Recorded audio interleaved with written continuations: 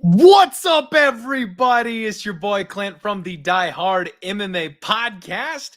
Welcome back to a Monday evening off of the biggest win in Die Hard MMA podcast history. What am I doing? I'm not even full screen right now. What the heck is happening? I deserve a full screen. Why is it not letting me do that? I don't know what's happening with StreamYard right now. It's making me very angry because I want to take up the entire screen and yell at the top of my lungs right now because I'm so excited. I hope everybody is doing well this evening. We absolutely destroyed UFC 272 with a 19-unit win. Hit a 16-1 parlay with a half unit shot on that bad boy. Just could not be happier with how things have gone. I started off the year rough. I know it was a tough sled for the first couple of events. Buried myself in a big old hole. We're sitting plus up 6 units right now at this point in time. So positive. We're in the black. Now we just got to make sure we don't get overconfident and cocky and blow the whole thing, because in gambling, that can happen. You make bad choices when you're behind. You make bad choices when you're ahead. So we got to try and stay level so we don't get out of hand. What's up, everybody? We got hot hands in the chat. Josh Locks, Grateful Dude. We have got I Love Clinty Baby in the house. You know I got to love that one. Luke Fulton. We have Mike Harvey, UFC Shell, Snap It MMA, Hype MMA, The Gaming Wolf 87, Mushroom, Eric Betts, Fights. The crew is all here. How is everybody doing this evening? I hope your weekend was as wonderful as mine, and I hope you're surviving your Monday. I have a treat for you today, folks.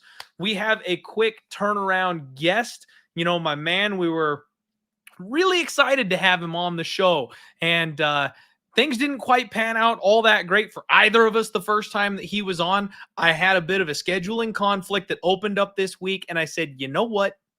We had so much fun last time, and we both know that our knowledge is way more solid, that we can do a better job together than the first time around. So, back by popular demand, my man Liam. What's going on, Liam? How you doing today, buddy? What's going on, Clint? I'm happy to be back. I'm very excited to be on the show. And yeah, like you mentioned, basically, I've been having a pretty good year so far this year. But when I came on your show, I had a little bit of a stumble. So wanted to come back and try and get some winners for the people here on Pub, and keep the ball rolling. Been having some good events lately. You had a massive event the other night. Congratulations, my friend. I was just a little bit behind you there. Also had a good night myself. So that's what we're always trying to do, is just get back to work every week, keep the ball rolling, and never let your highs get you too high, never let your lows get you too low. And that's what the real psychological game we're playing is. So I'm trying to stay level and get back to work and attack like I normally do. Absolutely. Bingo, buddy. I mean, we were on the Pub Sports Radio live stream, I think the next week, that included the Tai Tuivasa call. I mean, you were off to the races right after we got done with our episodes. Where it was like, yeah, we just got to do it again. We got to run it back. We got a fun little card tonight. I think there's plenty of opportunity for dumpster diving on this week's cards. So I'm excited to break these fights down with you. Everybody, I got to make a real quick announcement here. I am super excited. I mean, beyond floored right now. I have a new sponsor.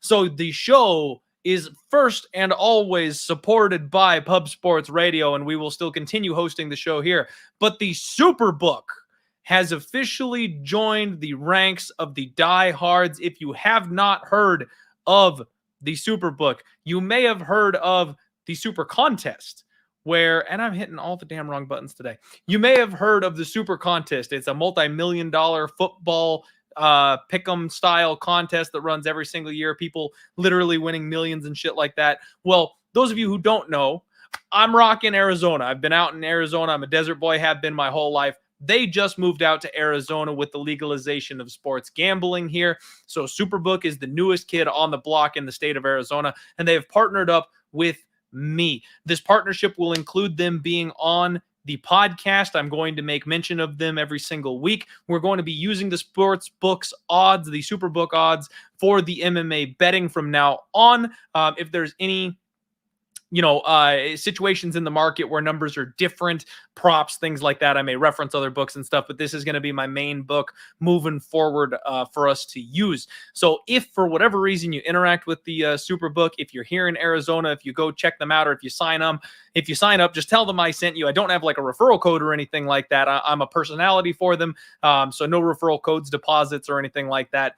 But just, so they know I'm doing a good job. Let them know that I sent you along the way. Gonna ramble here for just 1 second, Liam. I do apologize. One thing I want to make sure everybody is super clear about on this. The OGest of the OGs, the people who have been with me since the start. Y'all remember the first time I had a relationship with a sports book way back in the day before Pub Sports Radio. And the way that worked is I had a deposit code and people got on this sports book and played. And the only kickback I got was when people lost money. Now, I didn't feel like that sat right with me. Other people may not have an issue with that, and you're going to gamble, whatever. I might as well take a cut of it. I'm not like spitting shade at anybody or anything like that, but me personally, it did not sit right that I was pushing a book, and the only way that I got any type of incentive was you people listening losing. I did not want to bring into question my integrity. I did not want to bring into question that I'm giving you the best information that I can. I am legitimately trying to score winners for you. I am trying to give you the best information possible to put money in your pocket, and I don't want you to think otherwise. This partnership with Superbook, I have no deposit code. I am not receiving any kind of kickback if you lose money gambling on this sports book. So I'm going to continue doing the show the same way we always have. I am still going to try and give you winners. I hope I cost Superbook money by giving out MMA winners. Now, if you lose money in basketball, NFL, whatever, that's your own business. But we're going to try and cash in UFC, so let there be no question. And on top of that, I will be doing live events here in Arizona in the very near future with Superbook. So I'm very, very grateful, very excited for this opportunity. And we might even get some cool new guests in connection with Superbook on the show moving forward. Rant over. Thank you very much for sitting patiently through that, Liam. I appreciate it, man. How'd you do at UFC 272? Yeah, so I did quite well, my man. It was a good event for me. Gave some back on the prop markets, only 0.66 units of profit between my props and parlays, but it was a really successful night on the money line, plus 14.21 units. I had 3 bets. They all cashed. I know I got a little bit lucky on one of them, but I did get the best of the number on Nikolai Negumereanu. I played him at plus 135 for 3 units. I had Ludovic Klein for 3 units at plus 172, and honestly, I felt like he looked like the hindsight favorite. And Rafael Dos Anjos, 7.6 units on the money line at minus 152. And to be honest, I actually should have cashed the plus 360 KO there. They completely robbed me. Had a parlay with the fight doesn't go the distance. Jobbed me out. But that's where we say, hey, my reads were even better than I did. So I'll take the winning night and back to work for me. So I'm excited about this card, man. I got a lot of action already. I'm kind of right there with you, man. There were a couple spots I don't want to bitch too hard about because got a couple good bounces.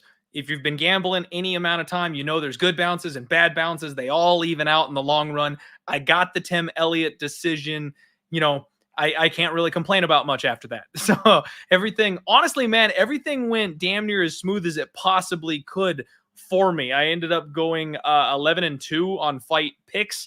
I picked Cannetti Nchukwi. I knew better than to actually put money on him. So thankfully I dodged that bullet. But I want to say that I went 12-1 because he damn well should have won that fight. I'm glad you made money. But man, talk to me. Like that should have been a draw at worst, right? I would agree with the draw. And really the way I capped that fight was I looked at the fight and I said, okay, we've got one guy who's going to come forward throwing strikes, and he's reliable to do the right things. And then on the other side, that was Cannetti Nzechukwi's best performance to date. But Absolutely. It's the constant IQ lapses, mistakes that cost him in every fight, really. And it cost him again here with, foul after foul. I know people are like, oh, but that was a punch on the last one. Okay, well, the 9 fouls before that then were enough for me. So that's honestly anyone's fight. But a draw was the best result. I thought the draw was the best result as well. And no money, no investment. My Hail Mary parlay. Dude, I had a $5 parlay, the sweep to win $8K, and I was a little salty when that decision didn't go my way, but it turns out that Greg Hardy would have blown the whole thing up a couple fights down the line anyway. So I was like, okay, I'm not that mad then. I'm all right. I took that stumble on Hardy with you as well. So if it makes you feel any better, we both took a swing and a miss on that one. Man, for a night that I come out smelling like roses for, made some just incredible calls. That's the one that I'm like, oh, like, no, nobody remember that I bet on Greg Hardy, please. Yeah. That's how we all feel about some of them, man. When they go well, we're like, look, I'm a genius. When they go poorly, we're like, you know what? I don't know if that one was really what I was thinking clearly.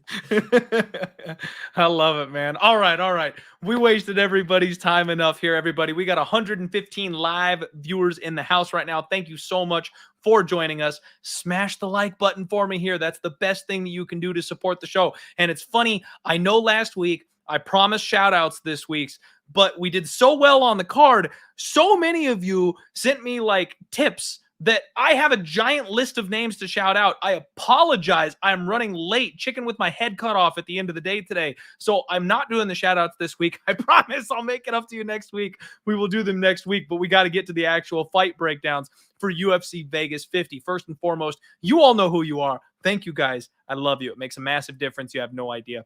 We have got 118 live viewers. I appreciate each and every one of you. First fight of the evening. We're talking Tafon Nchukwi bringing it in against Azamat Murzakanov, which I think I didn't butcher that name too badly this time around. Pretty proud of myself there. And a couple of you in the chat may catch on here that I did say first fight of the night. That's right, folks. By popular demand, the experiment is over. We thought if we flipped the show around and did the big fights first, we'd get some more viewers, we'd get some more people in here, and I am a little disappointed to say that the numbers have not reflected that change assisted us in any way, but there were enough of you who loved the old show's format. We're going back. So first fight of the night, Tafon Nchukwi. Man, this is such a good fight, but it's your classic UFC debut, Dana White Contender Series type of situation. Tafon Nchukwi is the fighter who's been a bit more established at this stage of his career, got a couple UFC fights under his belt, looked up a little, looked down a little, some okay performances, some bad ones, fought a low-level competition. Now he's welcoming this monster that everybody saw on the Contender Series who's got just a big, vicious left hand, and he's favored. The man making his UFC debut is minus 165. Tafon Nchukwi can be had for plus 145, the underdog. It is your classic Dana White Contender Series fade spot, Liam. How do you feel about this fight, man? Break it down for me. Yeah, so this is a guy that I did actually bet on the Contender Series as well. I felt like he had a pretty winnable matchup, and when you go back and look at this guy's fight footage, it's pretty impressive, I would argue. You know, the guy has the ability to take his opponents to the ground. He has the ability to control him there. If you look at his past fights with Guido in a sense, guy who's much bigger than him, I think had probably 25 pounds on him on fight night. He was able to take him down several times over the course of a 10-minute fight. Granted, 10 minutes, what exactly can you garner from that? I still thought he looked pretty fresh at the end of that fight. Guido, in a sense, was the one who was starting to wear it from the pace, and he also was touching him up on the feet. So, you know, he kind of was like picking where he wanted to go with the fight.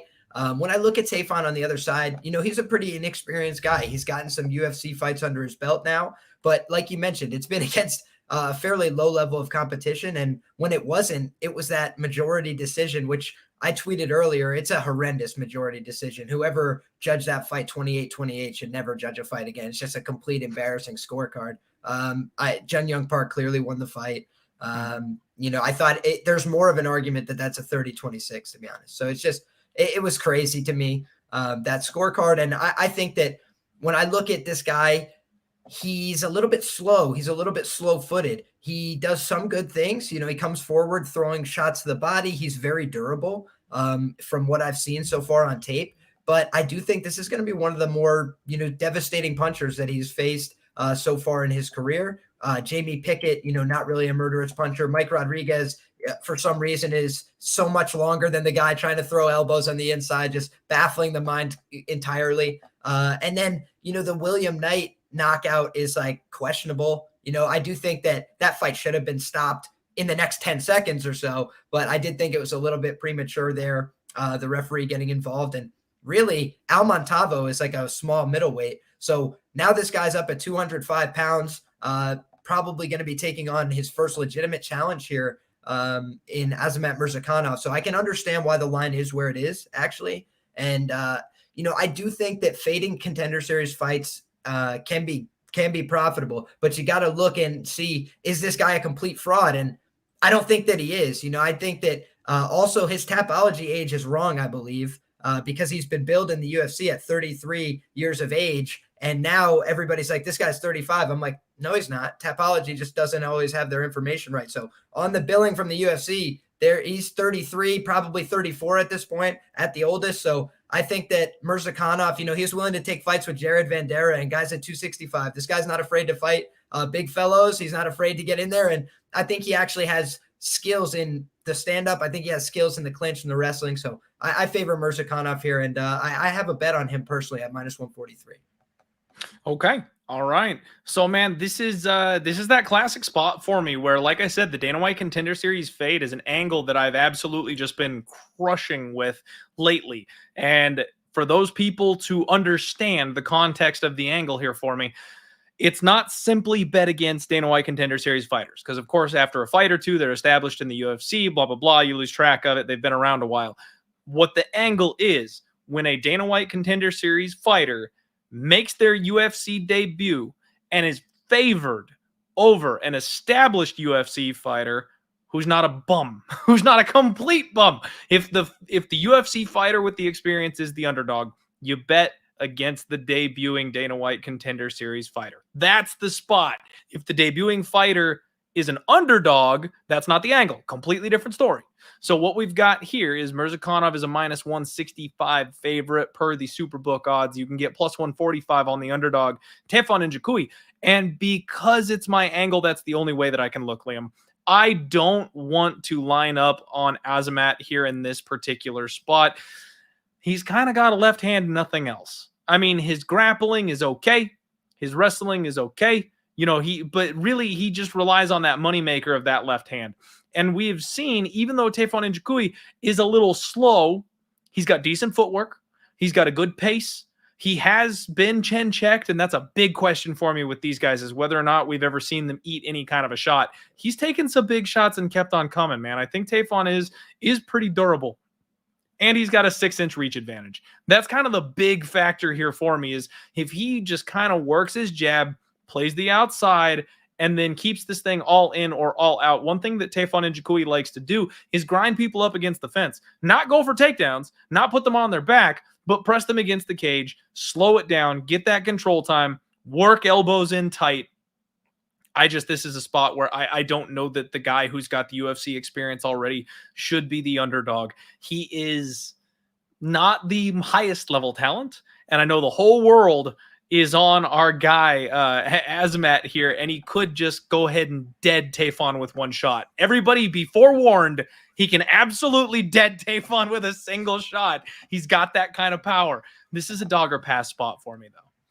He opened up as the favorite, so that's the credence to your argument too. Is like, yes, odds makers saw what you saw, but I do think that he has more professional experience overall, and I would argue that he actually has power in both hands, because I have seen this guy set up a left hand, somebody steps offline, and he hits them with the right hand that sends them into the shadow realm as well. So I think that he has power in both hands. It's just often most people go down on the left before he even gets to the right hand behind it.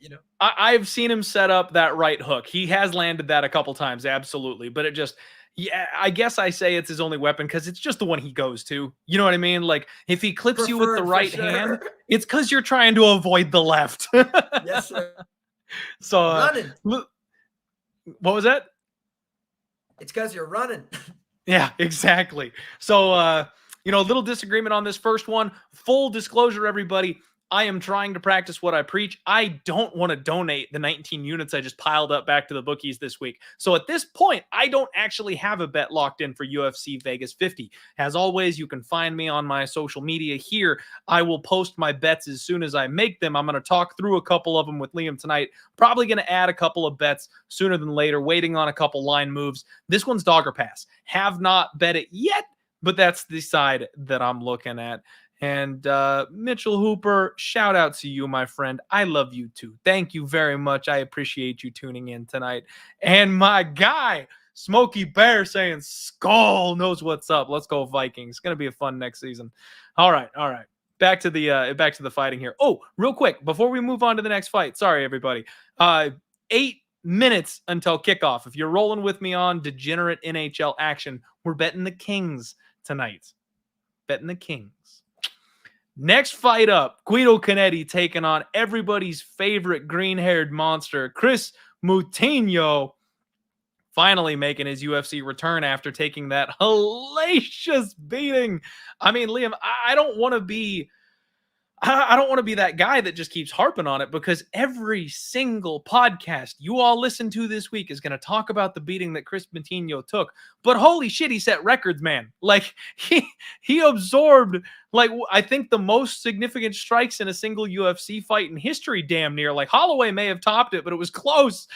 His stats read he's averaging 15.81 significant strikes a minute, man. Like, he got absolutely ruined in that first UFC fight. He's got an opportunity to come back, really show what he's capable of, taking on Guido Cannetti. 2-5 in the UFC is Guido Cannetti, 42 years old. One of the rules we haven't pulled out in a long time is that we only bet on fighters who are 40 years or older if we have a damn good reason to do so, because that's when you start dropping off a cliff. Guido's got some big power shots, though. He's got a nice wide karate stance, plays the outside. His best attacks are his leg kicks. Like, he really explodes into those things. He explodes to close the range. He shells up, and if you get him pinned up against the cage, he really comes back with big counter hooks. Man, he busted up Martinez in his last fight. I'll be honest, he looked better in his last fight against Martinez than I expected him to. But everything he throws is loopy. Everything Kris Moutinho throws is straight down the pipe. Kris Moutinho, believe it or not, actually has some decent boxing. He's training out of Lausanne MMA. He's durable, and he's all heart. I am not sure if Kris Moutinho is UFC caliber, if I'm being honest, Liam. I really don't know. But he's got an age advantage here that can't be ignored. He's got a stylistic advantage that I think is going to work well for him. And the fact that you can't KO this man, I don't know that Guido Cannetti is capable of finishing him. The fact that he's older, the fact that he fades, like, I don't like that Kris Moutinho is lined the way he is in this spot, but I also have a hard time arguing against it. Moutinho is a minus 145 favorite. Guido Cannetti is a plus 125 underdog. Man, I'm going to say favorite or pass, but gosh, I just can't get to the point where I'm putting money on Kris Moutinho after his last performance without seeing the improvements. What about you, Liam? Yeah, man, this is a fight where I would definitely not be betting on the favorite, to be honest with you. I would consider a bet potentially on the underdog here, and I know that sounds crazy, but I also don't think I'm going to get there for a lot of the reasons you mentioned. You know, Guido Cannetti is 42. Cardio definitely subject to falling off a cliff at any point here. I also think it's possible that he will have his chin fall off a cliff. He has been finished before. I did bet and think that he was going to get finished against Mana Martinez last time out. Surprised me that he was able to take those shots. And I think part of that was Mana Martinez coming in, you know, with some personal circumstances. I also think part of that is that Mana Martinez hasn't really panned out exactly as the prospect that I would have liked to see in terms of improvements fight over fight. But when I look at Kris Moutinho, he's been finished 5 times, 5 finished losses. He's been submitted. He's been knocked out. He's been hurt with elbows. He's been hurt with punches. You know, I really think that O'Malley fight should have been stopped in the second round. I think that it could have been stopped after any of the rounds, honestly. It's just like so clear that the fight wasn't going to be competitive. And I think that it's questionable how he's going to come back from that. You know, he did take a metric S ton of damage. He's been finished before. So for all those reasons, you know, Guido Cannetti by knockout at plus 500 is probably not the worst bet on the card, to be honest. And Yeah, I'm going to wait and see what other props open up across the market. We're just starting to see some props introduced here. And I think that's at least an interesting look for this fight because Guido Cannetti's a kickboxer. And, if you push a wrestling-based advantage, you're definitely going to gas him out quickly. But I don't think Moutinho is going to do that. I think he's going to get into a brawl with him, and he definitely could get knocked out in that fight. I don't rate his defense very highly, so he could definitely break him with pressure down the stretch here as well, and just like overwhelm him with shots. It impressed me that he was able to keep coming forward through all the damage he took last time. So, the guy's chin is something to admire, but it's also how much has he spent his chin already at 14 fights, and 5 finished losses already. Yeah, man. I kind of hear you here. It just, I can't bring myself to bet on Guido Cannetti at this stage of his career. That's really the big problem for me. Somebody a little earlier highlighted the comment here. Absolutely nailed it for us. C. Dell, this is your classic fireball and popcorn fight, folks. Like, you probably want the fireball and popcorn in you before the fight starts for this one. It's not one you want to wander around for because it should be a fun watch, but this is definitely not one that I think I want to put my money on. I don't hate the underlook. I think there is finishing upside with both guys potentially, but again, I'm not entirely overly confident about that. So this is one that I don't really have a good read on either man. I think they could both be significantly better or worse than we have seen them recently. So I just don't want to mess with it, man. I really have no interest in betting this fight. Yeah, when I looked at the card, this was like the first one. I was like, probably not going to get to the window here. But yeah, if I do, it would probably be somewhere on the dog side hunting props. I hear you. Hey, yeah, Preston is in the chat here saying not UFC, but Ray Borg being minus 700 versus Ricky is absolutely wild. Well, I cashed in on Ray Borg in his last fight, man. People still underestimate the kid. I got to look into Ricky, do my homework, double check. But most of the time, if Ray is not in the UFC, I'll parlay him up at minus 700. That kid's a monster. Yeah, man. So, we're head to head here again. As far as the picks go, you're kind of leaning towards Guido. I'm leaning towards the green haired machine over there. But again, not confident in that take whatsoever. We'll find some more juicier spots that I think we're a little bit more interested in as we go on the night here. Next fight up, Cody Brundage taking on Dalcha Lungiambula. And I'll be honest, folks, I owe Cody Brundage a bit of an apology.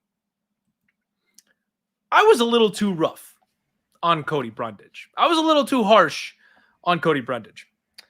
I said that I wasn't entirely certain that this man was UFC caliber, and I've kind of talked down on his skill set. Hell, I even bet him against Nick Maximov, and he didn't look that bad against Nick Maximov.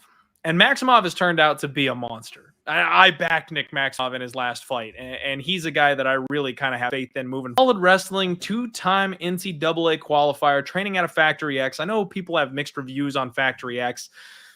I like Factory X. I'm not as down on them as some people are. He likes the low calf kick, likes to attack the way they do. Honestly, he reminds me a lot of Jacoby. Dustin Jacoby and him have very, very similar striking if you watch the two of them kind of dance around the cage. Problem is, he relies a little bit too much on his chin for me.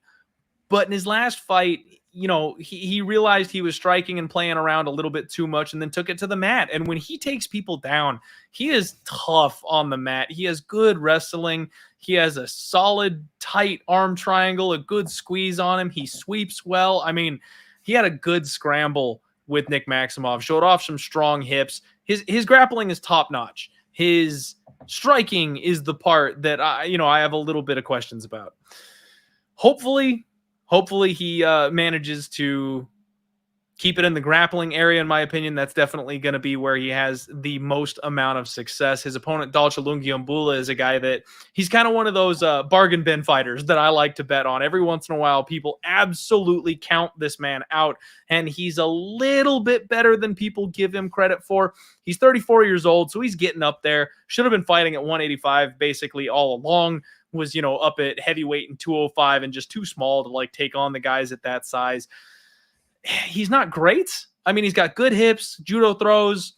His wrestling is decent. He's explosive. He can hit you and knock you out with one good shot, but he also slows down and gasses out the longer you go. So this is a spot where I think somebody like a Cody Brundage, somebody who can match the physicality of Dalcha Lungiambula, can probably get his hands on him, wear him out, drag him deep, make him grapple. And then when you get this guy on his back, he's not nearly as much of a threat, especially in round 2 and in round 3. Dalcha will have a 4-inch reach advantage.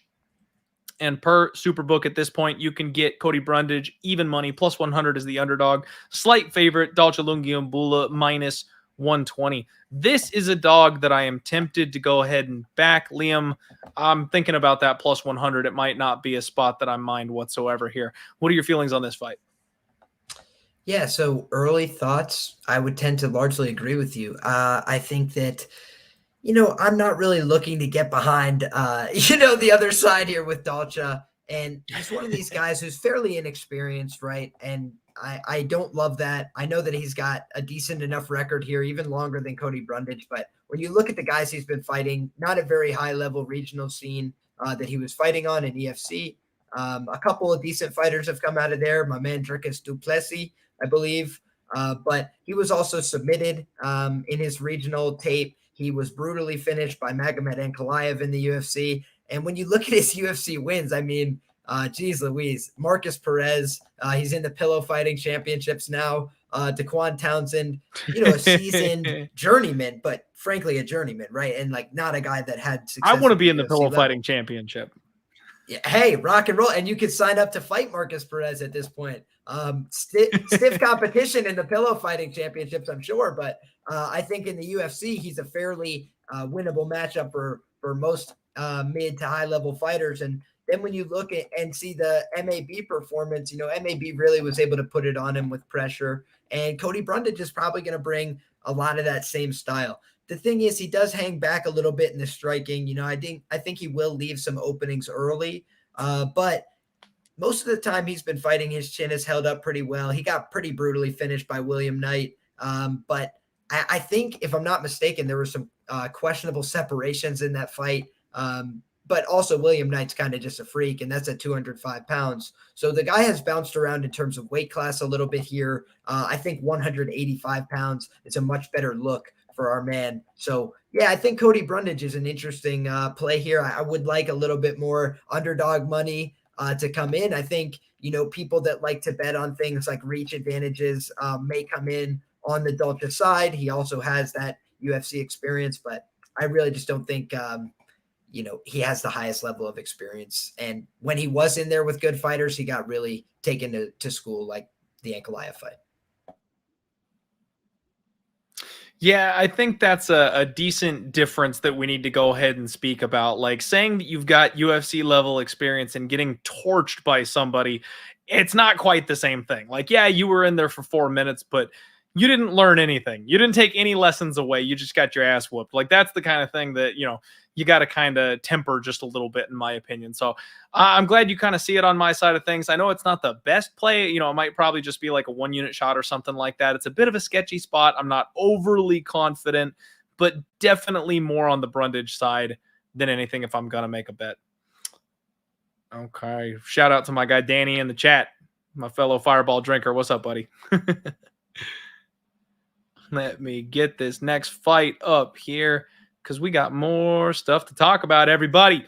Next fight on the card, Sabina Mazo taking on Miranda Maverick. Now, all of us talked at length last week about Miss Sabina Mazo because she was the common opponent of maybe the most exciting fight on the card last week, the epic grudge match between the ladies. So there was a lot of comments. A lot of us have kind of recently viewed her tape 2 weeks in a row now, because we watched for the last 2 fighters. Now we're watching her this week to get ready for her own fight against Miranda Maverick. Maverick filling in here on short notice. She said in an interview that she stayed fight ready, so she was not coming off the couch here. She was waiting for an opportunity. So I don't think we need to expect her to have an extra tough weight cut or any rust or anything like that. She's kind of chomping at the bit to get back in there after those last couple L's. One justified, one unjustified. Sabina Mazo, tall and long, 3-time boxing state champion. One of these fighters that just constantly touches you, man. Her hands are always in your face. She's a little slow on the reload because of how damn long her arms are. It takes her forever to get them back up to her chin. So people who have an explosive speed advantage or something like that can cause her problems, kind of like Agapova did in the last fight over there. She moved out to train at Teixeira MMA and Fitness for this camp, which some people have been poking around out there at Teixeira MMA and Fitness and seem to be having some good results. For as much as I hate Wellington Turman and have my personal beef with him, he is improving out there week to week. Every single fight, he seems to be a little bit better. So kind of got to tip the cap just a little bit on that one. She does a good job with her body kicks. She's got a nasty head kick, man. Something people don't realize or remember is that she's got that snapping head kick. She likes to set that up by going legs, body, and then eventually you're not ready for it. It's almost a crescent kick that she goes high with and clips people right in the face with. She'll have a 5-inch reach advantage in this spot, and she's taking on the UFC MMA darling of MMA Twitter, Miranda Maverick, 9-4. She's an absolute tank. She's extremely physically strong, very aggressive. Like I mentioned, got robbed by Barber, but then absolutely mauled by Blanchfield. Striking is a bit of a work in progress. She's got power, but she's a bit herky-jerky, kind of closes the range with blitz attacks, likes to throw the body kick, but man, she loads up on it. You can see that thing coming a mile away. Her real strength is really when she gets, clinch control on you. If she's got you underneath her, she's a problem. Very heavy top control, good ground and pound, decent solid grappling on top. But man, she just doesn't shoot takedowns all that often. She averages 1.2 takedowns per 15-minute fight. She does land with a 66% accuracy, but it's not like she's a Khabib-esque chain grappler. I feel like people have it twisted about Miranda Maverick. I feel like everyone expects her to come out and be this like mauling wrestler. Guys, she likes to strike. Like she plays with everybody on the feet. So I'm not sure why everybody seems to think that, but they do for some reason. And it's a spot where we've got a massive favorite here.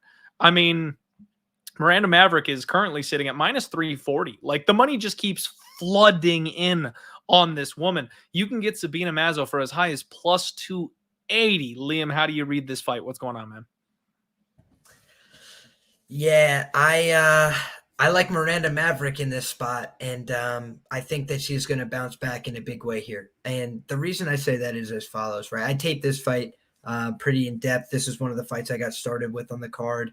And when I started looking into it, right, I see that Sabina Mazo, she's got some finished losses, and, Maria Agapova, right, just looked pretty terrible last weekend. And she absolutely clowned her, walked her around the octagon, led her onto every punch, really beat her up in every position, landed the more devastating shots with the kicks, with the punches, basically had the same exchange that she wanted over and over and over, given to her over and over and over, no in-fight adjustment made on that side. And it really was also, on repeat, man. She started adding layers behind it. At first, she's just blasting her with the left hand, and then she's like, oh, if I'm getting this clean left hand every time, I'm going to start adding this right hook behind it. So she was hitting her with the clean left. She's busting her with the right hand behind it, and she really did a lot of damage. It was actually, she missed a left hand. The right hook knocked her out, and then she hopped on her back, got the finish there. So that wasn't even, a submission, really. It was a knockout. She got badly dropped on the feet, and she's a kickboxer. That's what she wants to do in her fights. She wants to get out there and grab a hold of people in the clinch, and that's where she's had some success in her fights, like against JJ Aldrich, if I'm remembering correctly. But I also think that she is, a little bit subject to making mistakes in the octagon. I think she is not a very competent grappler. I know that she has some credentials, but she's made a couple what I would call, concerning mistakes so far in her UFC bouts, as well as in some of her earlier footage that I was able to find. So the Alexis Davis fight, massive concern. She got badly out-grappled. She throws a lot of kicks to the body that are slow, telegraphed. And so even if you don't want to wrestle, what Miranda Maverick does that I've seen on tape several times, she catches kicks, takes people down off those. So I think she's going to get a lot of time in the top position. And, the reason people like Miranda Maverick is because she's been a relentless finisher at times on the regional scene. When she gets on top of people, she'll spaz on them with elbows, bust people open. Liana Jojua met a pretty horrible fate in the UFC. They stopped that fight because she had such bad cuts on her face from the intercepting left elbow as well. And we see that Mazo, despite this reach advantage, despite this height, this length, all these physical tools, she gets hit inside all the time. And she gets hit with intercepting elbows. She gets hit with basically every return shot that people throw at her. Her defense is void. So I think that I understand the reason why you'd look at this. It's a WMMA bout. It might end up, potentially going to the scorecard. So you want to go with the side that's, the big plus money number. I think Miranda Maverick is going to finish this fight. I think she's going to get on top of this girl. I've seen Sabina Mazo have some quit at various points in her career. When the going got tough, I do think she's a very tough girl. I think she's going to try her best to stay in this fight, but she had really bad body language at times in the Agapova fight before it was stopped. I thought the writing was on the wall there. And honestly, the referee did her no favors by making her take that further damage. So I think that she's potentially compromised coming in here. She's a young fighter. Potentially some time to rebuild and develop on the regional scene would be critical. If you listen to commentary, they say she's talking to them about, I'm not preparing for my specific opponents. I'm trying to figure out what my style is. I still don't know. That's not good. You're in the UFC. You don't know what your style is. You don't know what you want to do. I think you see that indecisiveness in her style. I think Miranda Maverick needs this win to keep her job, and she knows what she wants to do, which is put this girl on her ass where Miranda Maverick's going to be superior. And I think she's going to finish the fight from top position, either with thudding elbows or potentially a submission. You think Miranda Maverick gets cut with a loss here? I think it's possible. She is on a 2-fight losing streak. It's not to say that her back is necessarily up against the wall, but she could be sent back to the feeder leagues, Invicta, to get experience if she loses here. Because although it was close in the fight against Barber, I thought that I had a Barber moneyline ticket. I got one that night, guys. I got one. You were random on the fight. Yeah, exactly. But what I'm going to say is this. That other fight against Erin Blanchfield wasn't close. And when they start looking at prospects they want to move forward with, they're going to say, hey, we like this from Erin. You got to show us something here on the other side. Liana Jojua has been cut from the company, right? So like some of the wins that she's had haven't aged particularly well. I think she knows that she needs this win. And I do think Miranda Maverick is a serious fighter. I think that her physicality is going to make the difference here. And I think that she's going to be able to get the finish. Chad is all of us in the chat right now. I'm glad you got some money put in your pocket that night, man. I don't know anybody besides you and I who did. I was also on Barber that night and was not expecting to take home a winning ticket that evening. But the only thing going on here, though, is I happen to have dug a little deeply into this fight, and I'm actually really excited that you're on the other side because I do want to talk through this with you. Liam, did you know that Sabina Mazo has a 66% takedown defense rating in the UFC? She got taken down 3 times by Alexis. She got taken down once by Justine Kish, and then she got taken down 1 time by Sabina Mazo as well.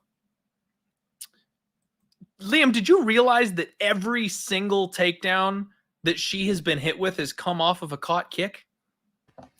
Every single one. Not yes, basically, sir.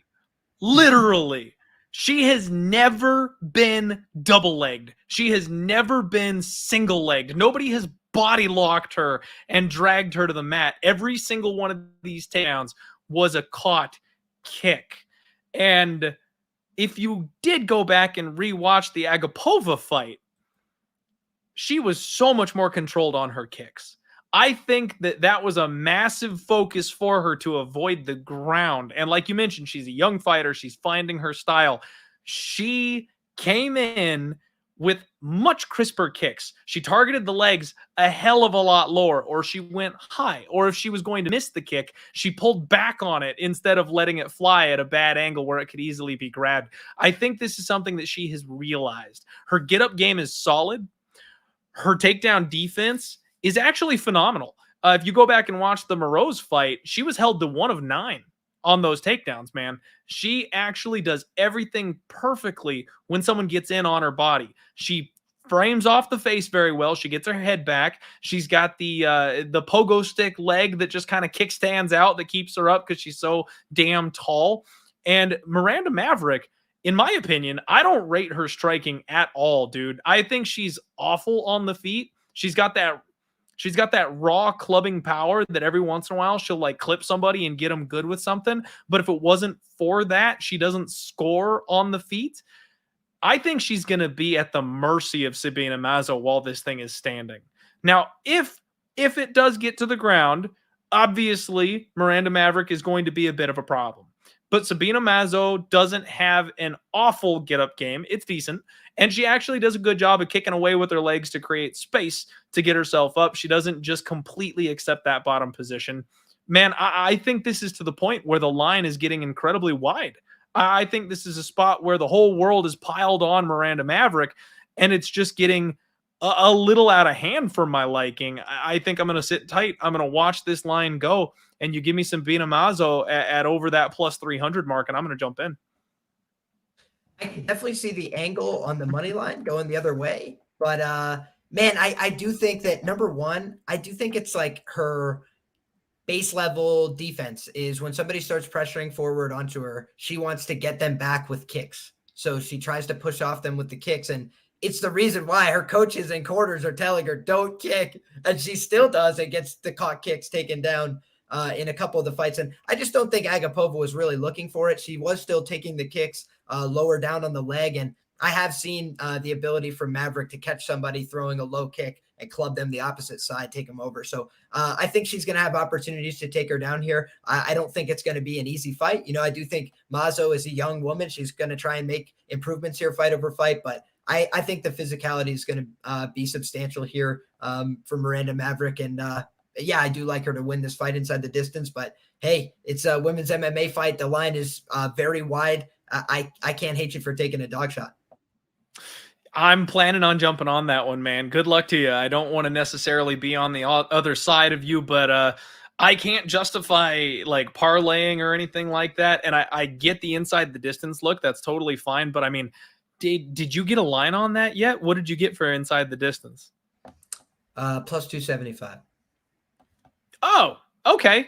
I didn't think it was going to be that juicy. That's a good number, Liam. I was ready to sit here and complain about women's MMA giving you like a plus 150 or some shit on the inside the distance. Like, we got Kevin Holland at even money last week. How are you going to play, plus 145 on Miranda Maverick inside the distance? But plus 270, I can't complain about that. I can't complain whatsoever about that.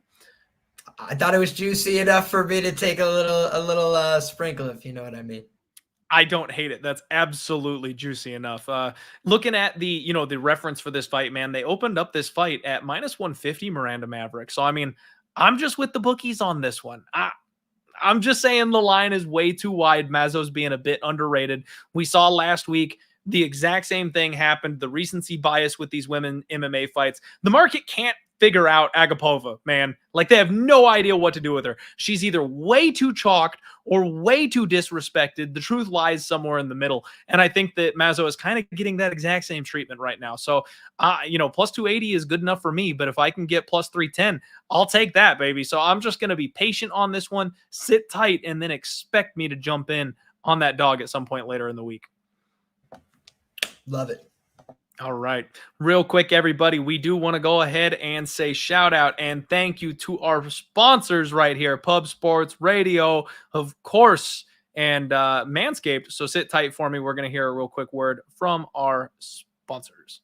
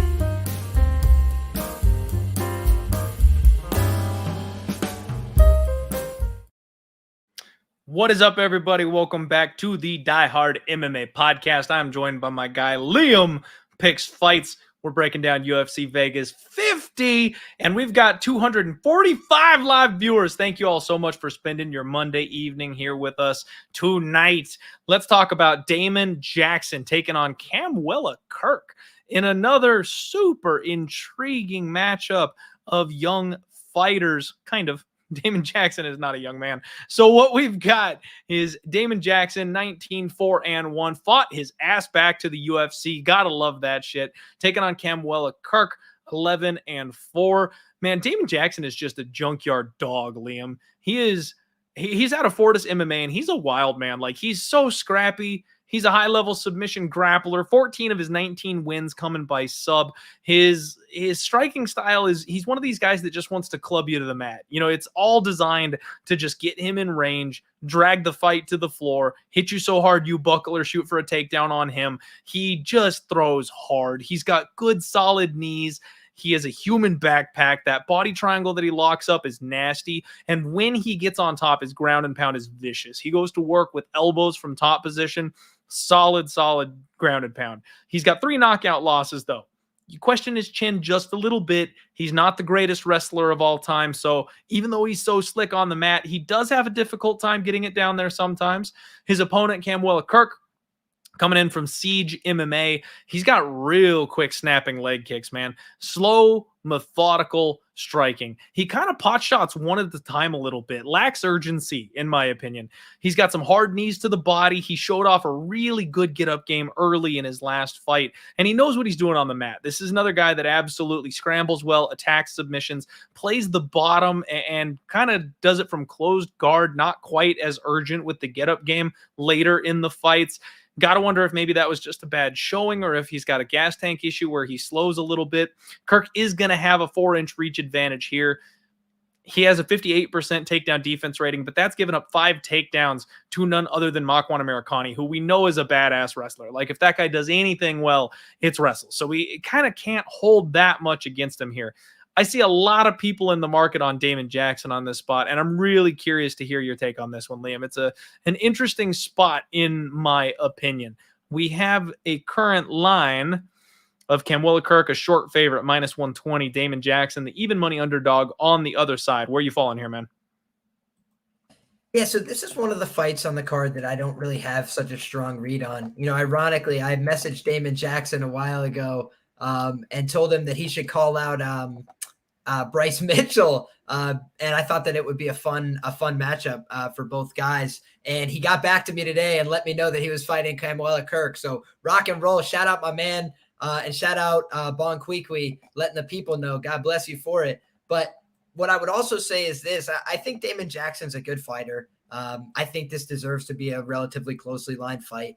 But I also think that Kamuela Kirk, is no slouch. You know, I don't think that he's going to be an easy fight for Damon either. Damon's got good skills, but they're both like evenly matched in terms of their skills, in terms of how I rate them, at least. I feel like this is a pick'em type of fight. So I'm going to have to do my due diligence a little bit more before I would be willing to place a bet on either side. But I feel like the odds makers and me sort of thought about this one, and we're pretty much lined up on the same side here. Which is that this fight is a little bit of a relative pick'em. And I know Damon opened that slight favorite, but I think that, you know, I get why people took that early money on Kamuela Kirk. You know, he showed up big time in his first fight. I'm right there with you, man. I'm right there with you. I like Damon Jackson a lot. Like, as a person, as a fighter, his style, I like everything about the guy. I really do.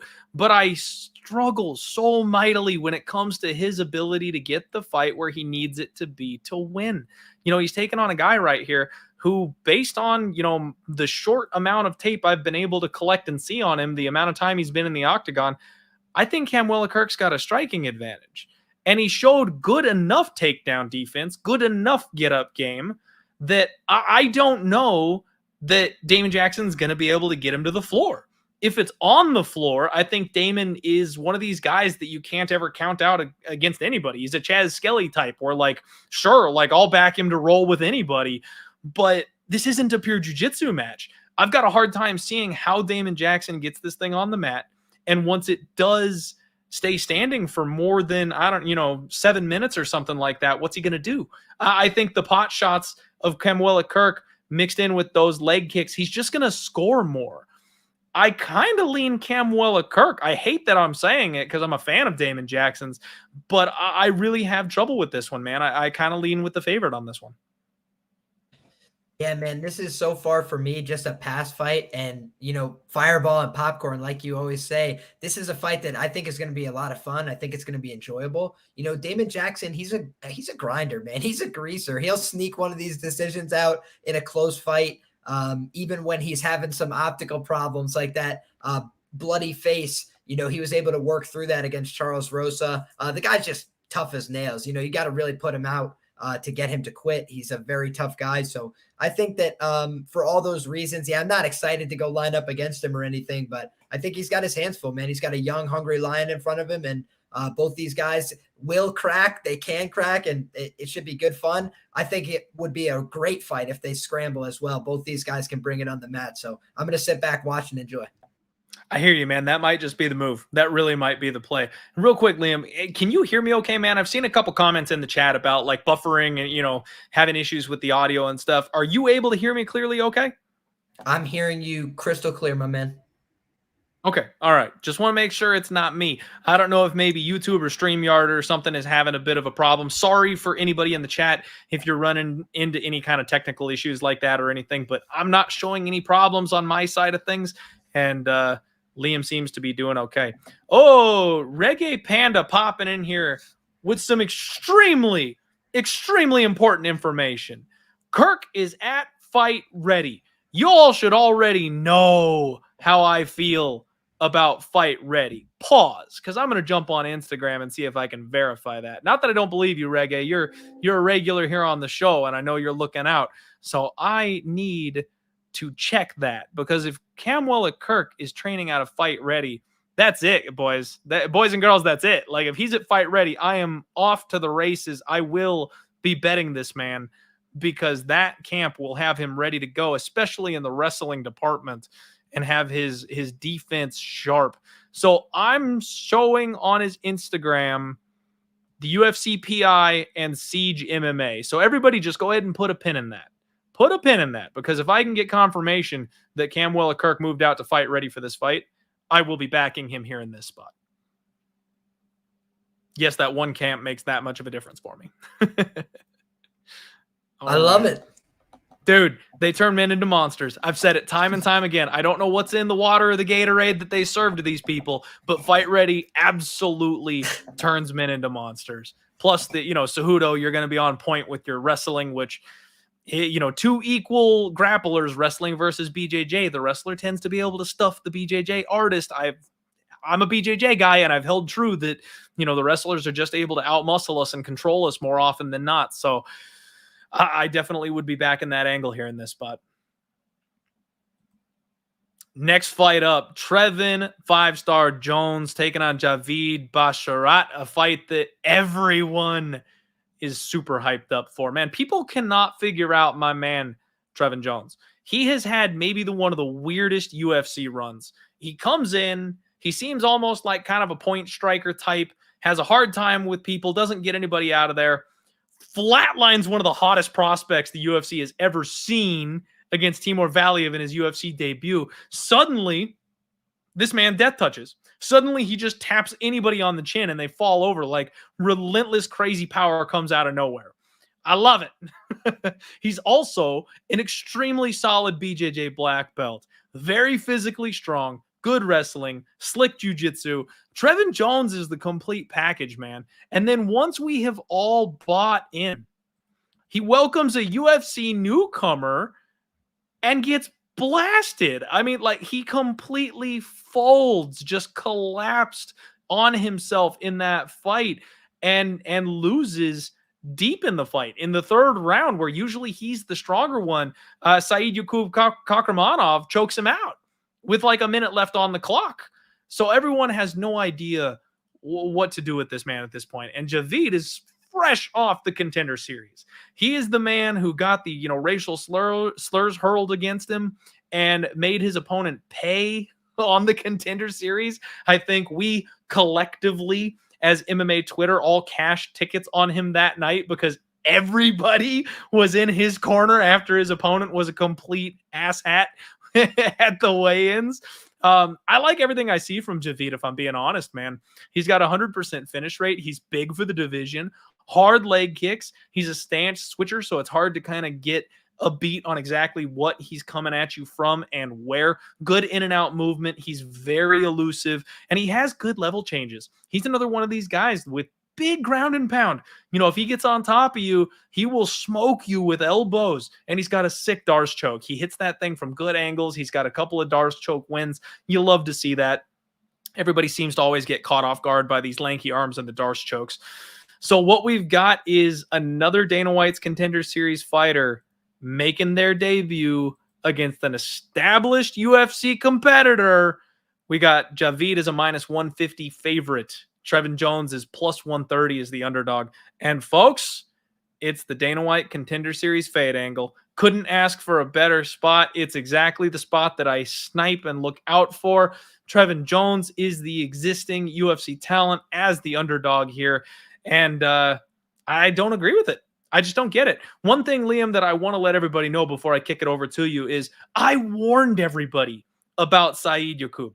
I absolutely warned everybody because that was maybe the weird spot for Trevin Jones. He had three, not one, not two, three fights fall out from under him. That man was trying to maintain weigh-in weight for 3 weeks in a row.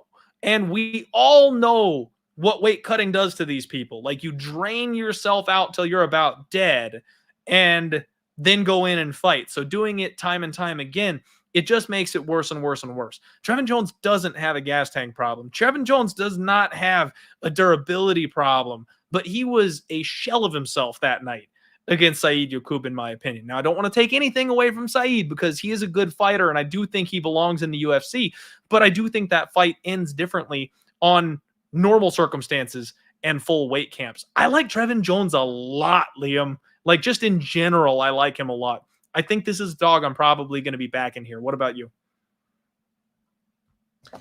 Yeah, man. And I really crushed the line move on Trevin Jones last time. I believe he opened as a significant favorite. He got bet all the way down to being an underdog in that fight. I had him at plus 107. I tipped it at plus 107 for a publication I was writing for.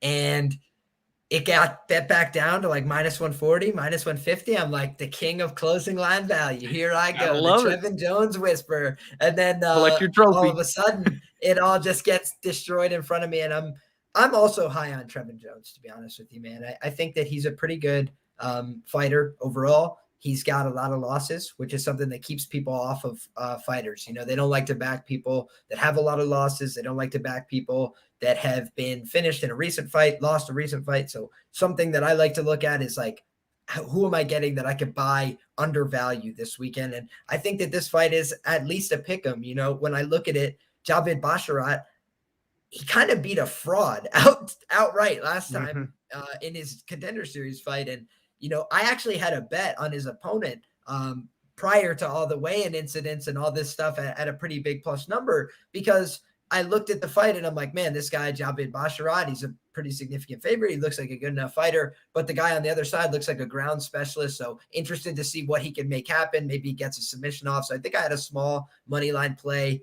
and a small poke on the sub prop there. And he got his ass whipped, right? He was completely fraudulent. Looked like all the wins that he got were like gift wins. And there were some things about his age, the promoters that put on his fights, like a lot of question marks about that guy anyway. So, okay, then we move along. Like, what else does he have on his record? Well, he's fighting at the London Shoot Fighters for a while. So he just recently moved over. Now he is training at Extreme Couture in Las Vegas. So should be getting much better rounds and training in. I did the Instagram stock. You know, I did see that he's working with the Marabs, you know, like high level guys have come in and trained with him at Extreme Couture. But I have to say, man, he just hasn't really proven it to me at this level, you know, where Trevin Jones, this guy knocked out Timur Valiev. He fought through adversity in that fight in order to do so. He's been in fights where he was taken down on the regional scene, got back up to his feet, took the other guy down, took his back and finished him. Like, the guy can just be in a fight and fight like a fighter. And Javid Basharat has walked over a lot of people, and he looks like a good fighter. He looks like a guy who's got a lot of skills, but I want to prove it. I want a proven commodity. And I think that Trevin Jones is a proven commodity. He can go at the UFC level. And that's still a question mark for Javid. I think that he's going to perform ably here. It might turn into a close decision. It might be, they're having a back and forth fight and then he gets caught and rocked. Trevin Jones just has fight altering power, plain and simple. The guy also has a submission game in his own right. I don't think he's going to get blown out on the ground here. But Javid Basharat, am I excited about the prospect of laying money against him? No, he's a good fighter. And in the future, if he wins this fight, I'll probably be looking to back him. But I just want to see it before I lay the minus 150, 60% indication against a guy like Trevin Jones, who, people have bet against this guy at their own peril and lost money hand over fist. The line opened like minus 400 or something, got bet out to minus 750 against Timur Valiev. So everybody felt real good about that one when Trevin Jones busted their shit all up. Yep. Man, I completely agree with you that this is a prove it to me spot. You know what I mean? If you want to justify that minus 150 price tag, you really got to show me something.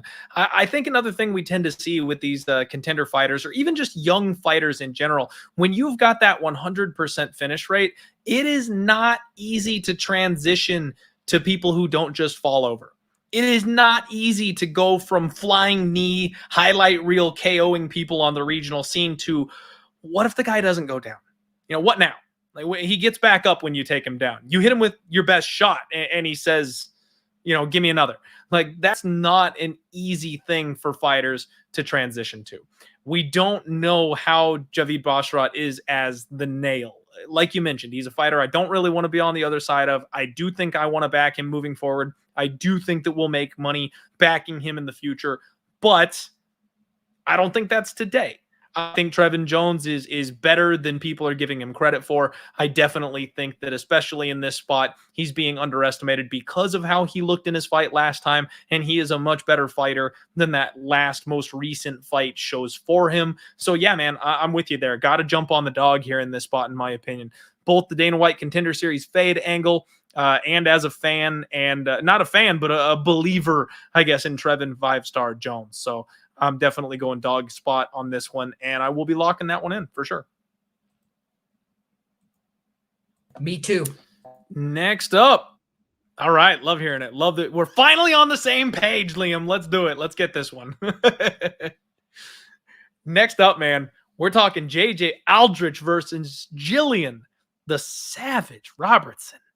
And this is a fight that's been highly contested amongst the gamblers, it seems, online. I've seen a couple of different interesting takes about this fight and some positions being made on it, and I cannot wait to chop this one up with you, man. JJ Aldrich is 10-4. Gillian Robertson is 10-6. JJ Aldrich is a volume striker, man. Good boxing. Solid, fast, accurate hands. She'll have a 4-inch reach advantage here in this spot. 68% takedown defense. We all know Gillian is looking for the ground for this fight, so you're knocking on the door of that 70% takedown defense rating that we're always looking for with MMA fighters here. Gillian Robertson, though, the throat cuddles, man. The BJJ queen. That's what she does. She takes people down. She mauls them with elbows until they open up or they give up their back. And then she locks in the subs. That's all she wants to do. You know the game plan every single time. It's a matter of whether or not you're going to be able to stop it. Recently, she's been far more position over submission. That's benefited her very well. I mean, you look back, even like the Courtney Casey fight, I think it was, where she almost didn't get the finish. And that's because she was absolutely mauling this chick and stayed on top of her and was never in any real danger. She wanted a TKO victory. She actually came out and said that. She was like, she wants the TKO victory, and she went after it to the point of almost not finishing and finally went, screw it. I'll take the neck. Fine. So personally, I've bet on her by TKO a couple times because I know she's actually hunting the TKO. She wants it for her record. Not so much anymore, though, because she's got that submission record for the UFC. So I think she's working on racking up those subs so nobody can break her record or catch her. She moved out to Extreme Couture for this one, man. She's been hanging out in Vegas. You know, she's kind of a Ronin. She kind of jumps from place to place. She's got her head coach and trains with whoever and wherever they can get their hands on.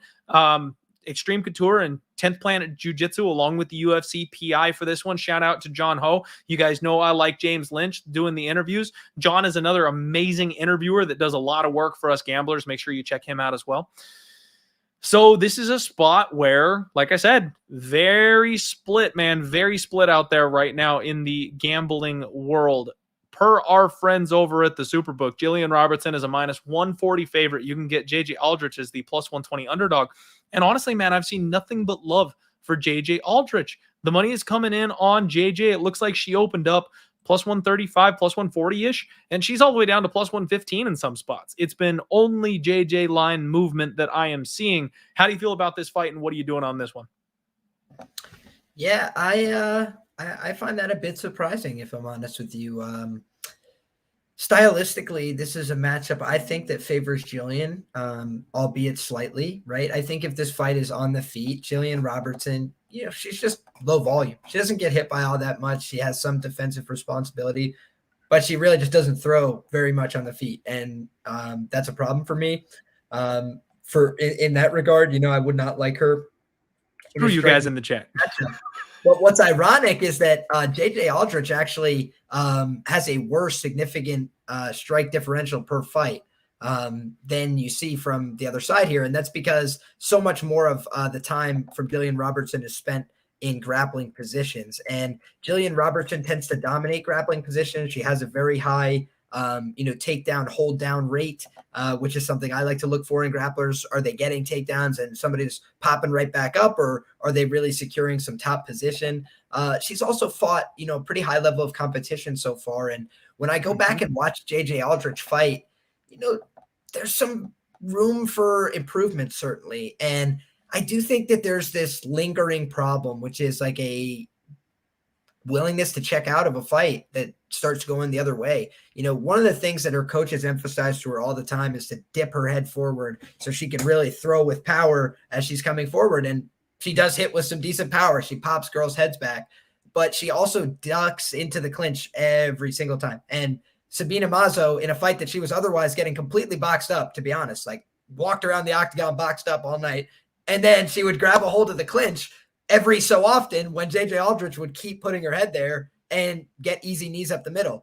And the only response that Aldrich has is to do this and throw punches over the top of it. It looks terrible. She looks panicky and she gets hurt there. So Macy Barber exploited her in that position pretty badly. And then when you look at her regional tape, she almost grapples in slow motion sometimes. It's not like she's doing things wrong. She looks like she has some of the right ideas. She likes to turn into that turtle position to try and stand up, but she does it in slow motion. So then the person just easily spins behind her and takes her back and finishes her. She has a loss via submission to somebody that's, like 4-4 and retired, like wasn't a very good pro MMA fighter, but was able to like quickly, easily take her down early on in her career, granted, but that was after she had a lot of amateur experience. I think that she just has a little bit of quit in her, to be honest with you. And so against a submission fighter, that's something I do like to look for. And, I just don't really rate her that highly in this division. I think Gillian Robertson's got a little bit more upside overall as a prospect. So give me Gillian Robertson to get the win here. But JJ Aldrich, she will box her up for sure on the feet. Like her boxing is better than Gillian's, but I think that Gillian's probably going to be able to get this fight to the ground. If she does, she should be able to find a finish. Liam, this is women's recency bias at its finest. We talked earlier about, the recency bias I feel like there is in a lot of these women's MMA fights and how a lot of people seem to overestimate or underestimate fighters. Gillian is such a victim of that. She is simultaneously overrated and underrated every single time she steps into the cage. And I think the pendulum is swung too far the other way. She is incredibly underrated here in this spot. People are selling her short. And I also think it's a weird buy-in that people are doing on JJ. JJ is one of my girls, man. I've been cheering for JJ for a long time. Like backing her, like the striking. She's one of these unathletic Roxanne Modafferi types where she just doesn't look like much. And then she gets in there and she likes to go to work. If she's got a good matchup, she can absolutely box people up and do some damage. But people seem to think that she's going to be able to defend the takedowns of Gillian Robertson and force this thing standing. Why? Because she held Vanessa Delmopoulos to 0 of 5. You guys realize Demopoulos is small and down a weight class naturally, right? Like, she's fighting up a weight class against this girl and is nowhere near the level of Gillian Robertson to begin with. Physicality and strength-wise, Gillian's like 4 inches taller than her or something. I mean, it is a big size difference between Vanessa Demopoulos and Gillian Robertson. And I've heard some people say things like JJ Aldrich will be able to just have top control time against Gillian Robertson. And I'm like, okay, again, I don't want to like insult anybody or anything like that, but if you go back, Liam, you're a grappler. You know all about this.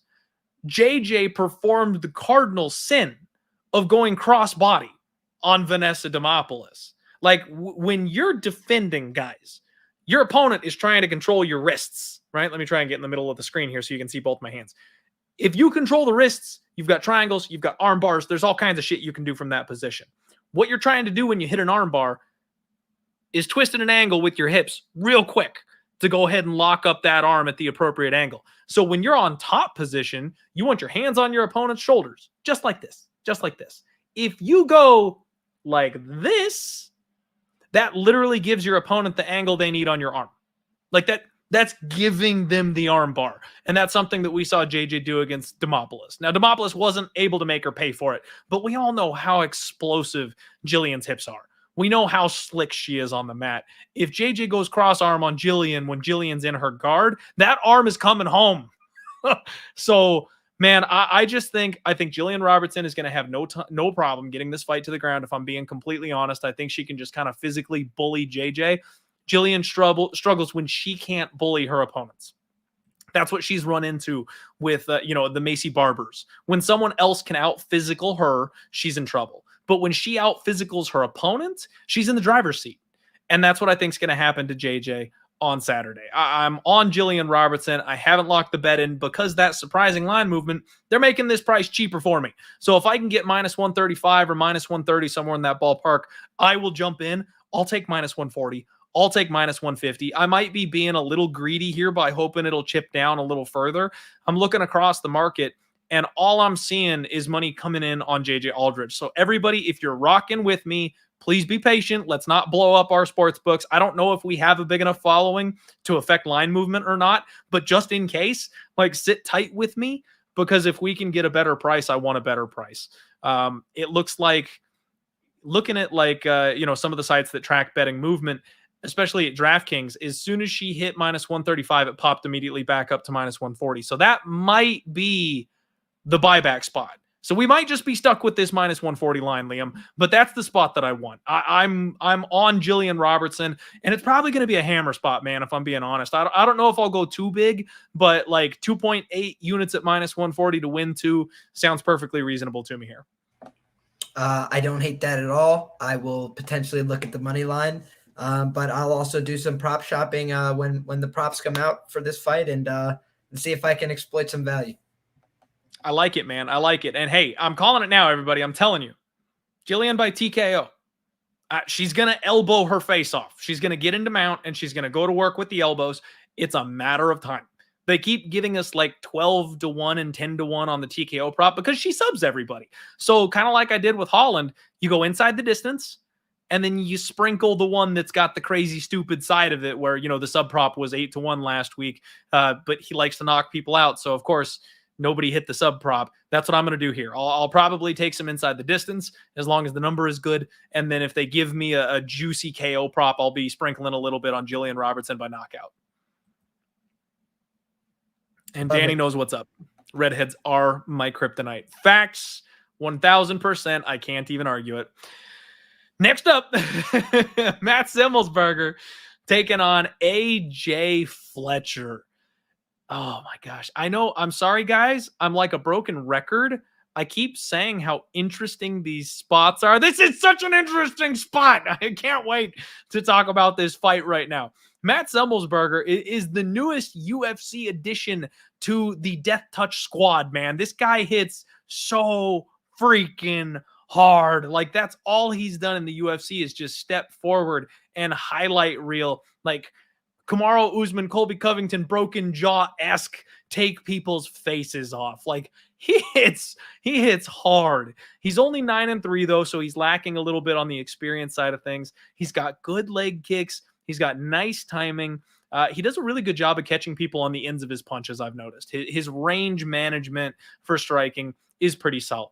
Now, you go back and you look like when he stepped up against Chaos, Chaos was able to tank some of those punches. Not everybody's going to be able to do that. My man Chaos is a complete monster.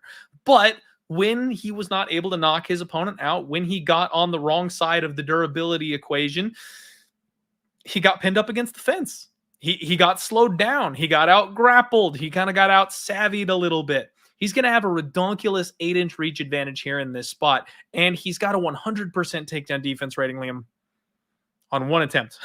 He's defended one takedown in his entire UFC career. So this is a bit of a numbers lie type of situation here with Matt Semelsberger, just because his takedown defense might be excellent, man. But that 100%, you got to put an asterisk next to it because he's only faced the one. His opponent, AJ Fletcher, 9-0, undefeated, debuting off the Contender Series. This is kind of why I explained the angle to people earlier in the show, because of this exact spot. AJ Fletcher is not a Dana White Contender Series fade candidate because he is coming in as a plus 200 underdog. He is not the favorite over Matt Semelsberger here. He is the dog. Matt Semelsberger is a minus 240 favorite in this spot. And Fletcher, he is a solid wrestler, man. BJJ brown belt, fast, explosive takedowns, good timing on those level changes. He's got a flying knee KO to his credit. So he's, his striking is coming along, and he's got that big wrestle boxer, Ryan Bader-esque nasty KO power where he's just so damn athletic and hits so damn hard that every once in a while he's going to flash KO somebody with something because he can. His backpack is something solid. He's got a nasty rear naked choke. And apparently he's training with guys like Dustin Poirier, Alan Joban. So he's around some pretty solid competition here. What do you think, Liam? I'm kind of thinking we got a live dog on our hands. If he can survive one shot or two and get to the wrestling, maybe we got a dog spot. What do you think? Yeah, I'm on AJ Fletcher here. I did lock in this bet. And the reason being is just because I think that neither one of these guys has faced a very high level of competition, honestly. Matthew Semelsberger, he knocked out the Diaz brothers, friend or whatever he was. That guy was not ready for prime time, to say the least. He knocked out Jason Witt, who couldn't make it 7.5 minutes with devastating puncher Phil Rowe. And I think that no Phil Rowe. I know. But what I will say is this, right? Matt Semelsberger really has put away a couple guys that aren't long for the UFC, let's call it. And then he lost to Chaos Williams. Chaos has kind of been one of my guys as well on the back end here, but I don't really rate Semelsberger that high. He came in with a fairly good stand-up meat and potatoes striking game. He's a Marist football player. He seems like a tough guy. I like some of what he has to offer in terms of the fact that he's willing to come forward through some damage in that Chaos Williams fight, still trying to return punches at the end there. Kind of needed that pep talk on the stool in between rounds there, rounds 2 and 3, because he was on his way to a L there and everybody sort of had a feeling. So, I think he was able to get that fight on that round, at least the third round on one judge's scorecard against Chaos Williams. So moral victory for him there. I just think that when I look at Matt Semelsberger, he hasn't had much octagon time accrued. He's gotten a couple quick knockouts.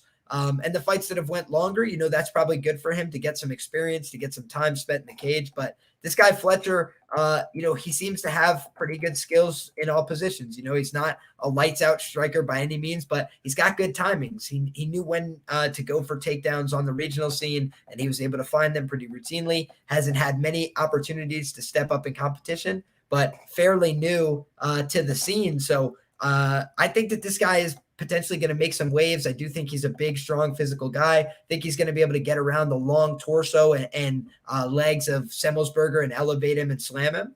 And, I do think Semelsberger's got a good chin. So that does play to his advantage, like Mike just mentioned here. But I don't think that we have a bad chin on the other side. AJ Fletcher's never been beaten. But he has taken a couple clean shots in his fights and was able to level change right through them, kind of times people pretty well. Throws a couple punches, lands a couple, and when they want to set down and return, he fires off a beautiful takedown attempt. So I think that, he's live to potentially take the back here of Semelsberger and find a submission. But if not, I think it's possible he could use his, wrestling in his back pocket here, some ground and pound and some opportunistic passing from the top position to really make him pay. And like you mentioned, wrestlers have that kind of smashing top position pressure. And I've seen that from Fletcher on the regional scene. I think that it creates a lot of easy opportunities for him to pass. And the guy is like a natural finisher. When he gets a sign of weakness, he is going to try and crush you at the hips and throw shots to the head, open you up for a choke. Guy's dangerous. I completely agree, Liam. I'm so happy we're on the same side on this one here. Haven't made the bet yet. That's another one that I was looking at. Definitely wanted to hear your take on. I think I'm going to be on that underdog at plus 200 here, man. I do think that those level changes are just gorgeous. And, Matt hits hard, but he's either going to have to decide between putting away that juicy knockout power and throwing much softer, quicker punches to avoid getting ducked under, or he's going to end up on his butt. I think he's a guy that's kind of fallen in love with his power. I think he'll load up and he'll swing for the fences because he keeps knocking everybody the hell out. So why wouldn't you? I do think Fletcher will be able to time it. I do think he'll duck under, get in on the hips, and his wrestling is so damn good. I just think he can maul this guy on the ground. And if he doesn't get the finish, I'm not so sure I'm afraid of a 15-minute grinding decision. Like, I just think this guy's live basically everywhere. The ground and pound TKO, I'm not questioning Semelsberger's chin, but the ref will pull you off if you can't get out from under a guy. That rear naked choke I mentioned, I think he can sub. I think he can just maul him for 15 minutes. So, yeah, I think the underdog has all three paths to victory here in this spot. And the level of competition, even though Semelsberger has been in the UFC, it's comparable. So, yeah, I'll take the dog here, man, for sure. I like that spot a lot. All right, everybody, we are working our way down here. Next up, Bruno Silva taking on Alex Pereira. Oh, baby, maybe the fight. Like, maybe the fight on the card. Everyone is super hyped for this one, and with damn good reason. Bruno Silva is the king of ground and pound. This is the man who's got the heaviest hands I think I've ever seen in this weight class. He just absolutely punches people through the canvas, literally actively trains his ground and pound. Like, that's his favorite thing in the world to do. Alex Pereira is the man who you may know as the one who knocked out Israel Adesanya. You're going to hear that a lot this week if you listen to more than one podcast. He's the dude that, took out the champ, and they're definitely trying to set something up here. The UFC absolutely wants to build this man to the point that he can challenge Izzy and have that rematch in a big pay-per-view, because Israel Adesanya needs fresh blood, if we're being honest, up at the top, and it's a hell of a storyline. So what we've got is a spot where Pereira makes his UFC debut. He's 4-1, extremely questionable. We don't know if he can get out from under people. He's already taken a loss. You got to wonder what he can do in the grappling. And he showed us off pretty solid takedown defense, pretty good get-up game, pretty good fight IQ. Glover Teixeira has the man on point. He's another one who's transitioned out there to Teixeira MMA and fitness. And then when he gets on the feet, his power is like nothing we've ever seen before. Pinpoint accuracy, very comparable to someone like Israel Adesanya, except he crushes skulls in. Like, this man hits so hard. I mean, there's one fight where they did his post-fight interview and his opponent still wasn't off the mat yet. Like, they ended the show and the dude is still unconscious getting medical attention. Like, it is scary how hard Pereira hits. Bruno Silva, I like this guy. I like him a lot. In fact, I think I'm going to make a lot of money with Bruno going forward. His whole thing is he came from the Russian scene. Everybody wanted to take him down. Nobody wants to stand with this man because he hits so damn hard. So what he has crafted is an amazing takedown defense game with an amazing get-up game and a solid gas tank. So he lets people gas themselves out trying to get him on the floor. And then once they are tired, he uses that against them and pounds them into oblivion because he's got more left and wants it more deep in the fight. I was so ready, Liam. I was so ready to just lay everything I had on Alex Pereira in this spot. You go back and you watch some of that Bruno Silva fights, especially the Jordan Wright spot. Like, he's so hittable. He is so hittable on the feet. He relies on that chin. and he comes forward and he wings power shots and just is so confident that he's going to last longer than you do that he takes shots that he probably shouldn't and then KOs people. And I was like, oh my God, Pereira is going to murder this man. And then I did my due diligence. I did my Instagram stalking. Folks, Bruno Silva understands the assignment. What we have is a kickboxer who still does not have very good MMA experience, very low-level MMA experience. His first UFC fight is a gasser who's a kickboxer who tried to wrestle him. A perfect fight for him to transition into this level of mixed martial arts. And Bruno Silva has a story on Instagram with him chain wrestling, son. Like, not just going for a takedown here or there, but transitioning to throws, transitioning to ankle picks, like every trick in the book to look for that grappling advantage. I know Bruno Silva is not the guy usually going for the takedowns, but his wrestling has always been on point. And I seem to think that he is practicing specifically because he knows he doesn't want to stand with this man. If Bruno Silva is going to come out here and put his singlet on, I think he's extremely live in this spot because somebody is going to eventually show Pereira what it means to be a mixed martial artist. They're going to take him down. They're going to put him on his back. And then he's going to have a hard time. He's not going to be facing a kickboxer that decided to wrestle. He's going to be fighting a Brazilian Jiu-Jitsu black belt, a guy who decides to strike because he has more fun doing it, who actually is a pretty solid wrestler. I think this is maybe a live spot, man. People are piling on Pereira because they saw the same things that I did. You dive in that second level deeper. I think we got a live underdog here, Liam. What do you think? What are you doing here? So I think that you might be right in your assessment that we have a live underdog here, but I would favor outright Pereira. And the reason being is because the guy has nuclear power. From everything I hear, he trains with Glover Teixeira as well, has been for a while now. The guy is supposed to be ridiculously strong physically. Everybody in the gym has a hard time getting him down, taking him down, holding him down from what I hear. So for all those reasons, right, I don't think he's a newbie when it comes to the ground wrestling. You know, there's some guys that come over and this is their first day. Greg Hardy, right? I talked about last week, you know, I bet on Greg Hardy, but if there was one takedown, he was going to lose the fight. That's what I said. And the reason being was simple. He looks like a white belt, like you see in a local jiu-jitsu gym, their first day on the mat when he's underneath somebody. Mm-hmm. He's never done it before. And if he has, he's done it like 10 times. The guy he's not practicing jiu-jitsu. And it's clear by his reactions anytime he's put underneath somebody. So I think that this is the kind of fight where Bruno Silva, yes, he has that black belt in his back pocket. You know, the guy actually can grapple. If he's able to get on top here, maybe we are having a different conversation. I think he's going to struggle to do that here. I think Pereira's got good balance. I think he's going to use the cage as his friend when he has to and stay upright against the fence. And I think that he could probably find some punishing, 12-6 ish, Travis Brown style elbows to the side of the head. Hopefully not 12-6 though. No. You know what I mean? But like, it's the next best thing. Travis Brown elbows. Exactly. 1 o'clock to freaking 7. It's the same difference, but it's brutal. I think that Pereira could do stuff like that. I think that Pereira in this spot has the ability to land that checking left hook as Bruno's coming in. If you start reaching for somebody's body with two hands out in front of you and you haven't found a way to wrap them up over top with an overhook or something like that, you're just asking to be clipped with a check hook on the way in. So I think fighting against script can work, and he's going to try and do it here, I would bet.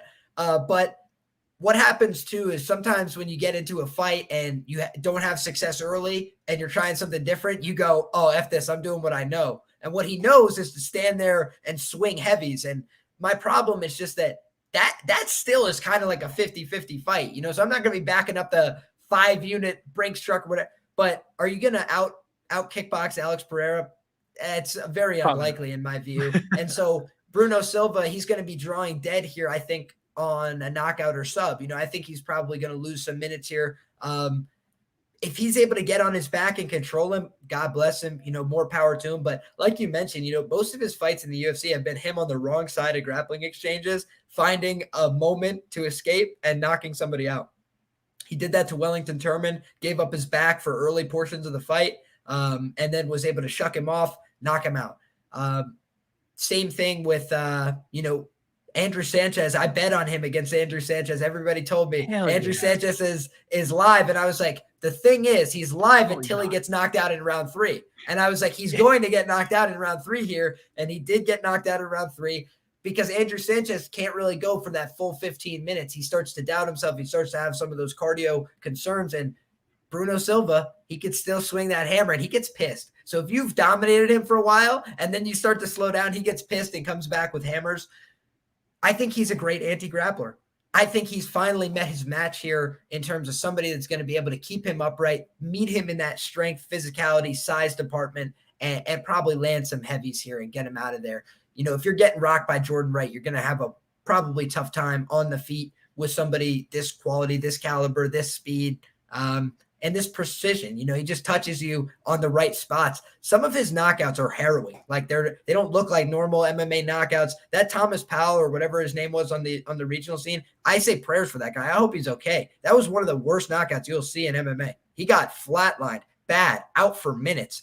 This guy doesn't have normal power. He has nuclear power.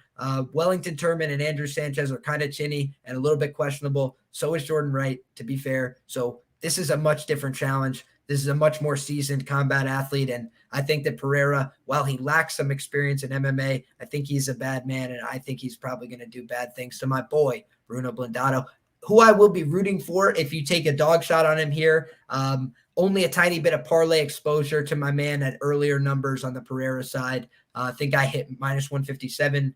Could be wrong, but yeah, we'll take it for where it was. And I wouldn't love it as the price continues to increase because I view this as a high volatility fight where both guys swing leather and, don't see Alex Pereira getting knocked out. But if somebody was going to do it, Bruno Blindado has bricks for hands.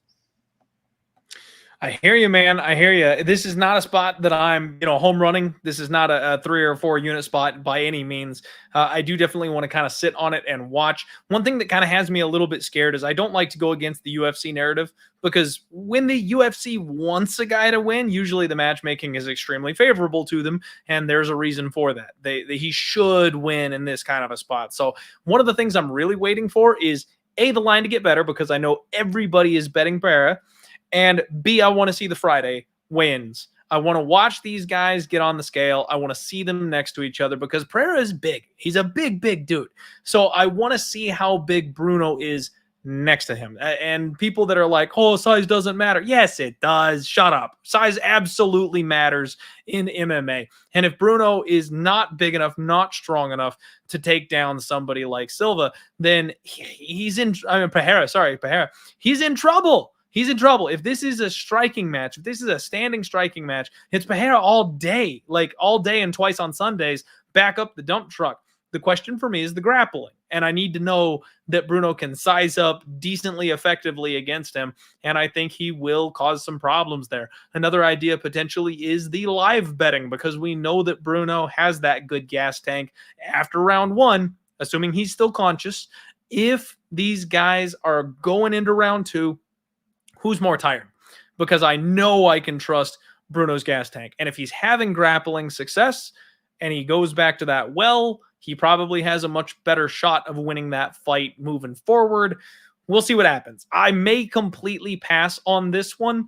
I don't blame anybody for taking the shot on Pereira because he's supposed to win. He's supposed to get the next title shot. He's supposed to have his trilogy fight with Israel Adesanya. I get it. So if you guys go for that side, totally understand.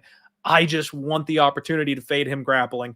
Give me this man against Marvin Vettori. Let Marvin Vettori fight Alex Pereira, and I will back the dump truck up. So I don't know if Bruno is necessarily the guy, but I'm at least intrigued.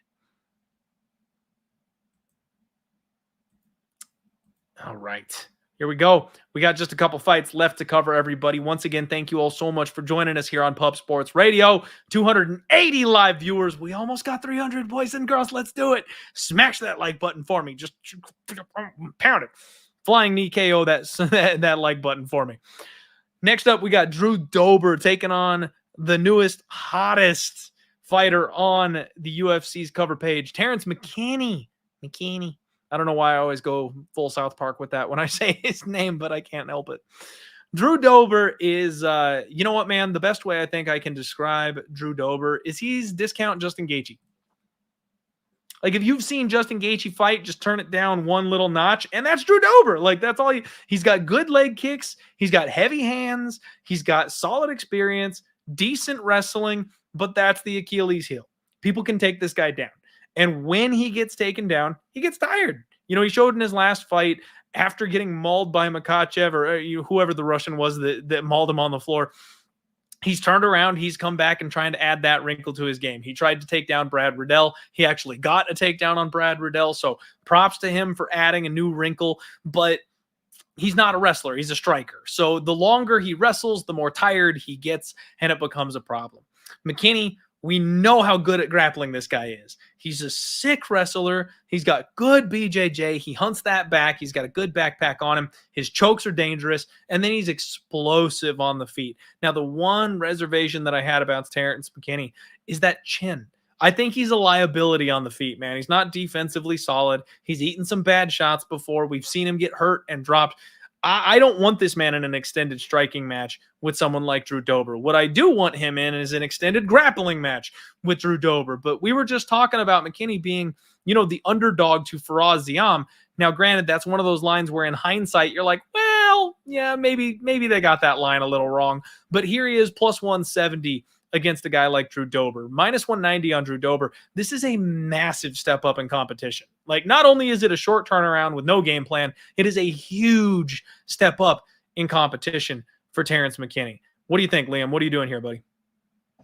Yeah, so this one's a little bit puzzling to me, if I'm honest. This one came together on short notice.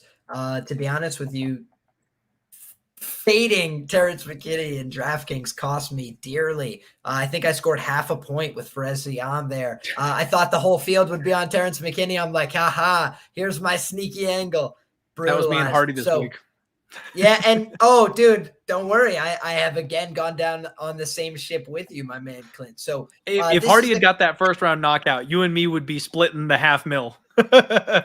Yes, sir, dude. And not just on DraftKings, the first round prop. I did end up profiting on the fight overall because I had fight doesn't start round 3 and ends by KO at plus 110. But I also had those little sprinkles on Hardy KO and KO 1 at plus 600. So we gave a little bit back to the bookies there. But to answer your question on this one, right? Drew Dober is a guy that I like a lot. You know, he's a cool fighter. He's a fun guy. He's got a really fun style. But then I look back and, you know, Drew Dober, he's kind of been at a certain level in the UFC. I think he's made some improvements, but Alexander Hernandez, kind of a bust in the UFC. Nasrat Haqparast, kind of a bust in the UFC. And, you know, he's still young, so he's got chances to improve that, change some things around, but pretty one-note striker, got knocked out early by Drew Dober. Alexander Hernandez, pretty one-note striker that gets finished in a lot of fights where guys have power to throw back at him, got finished there. Knocked out Polo Reyes, very low-level UFC competitor there, was finished by Beneil Dariush and was finished by Islam Makhachev.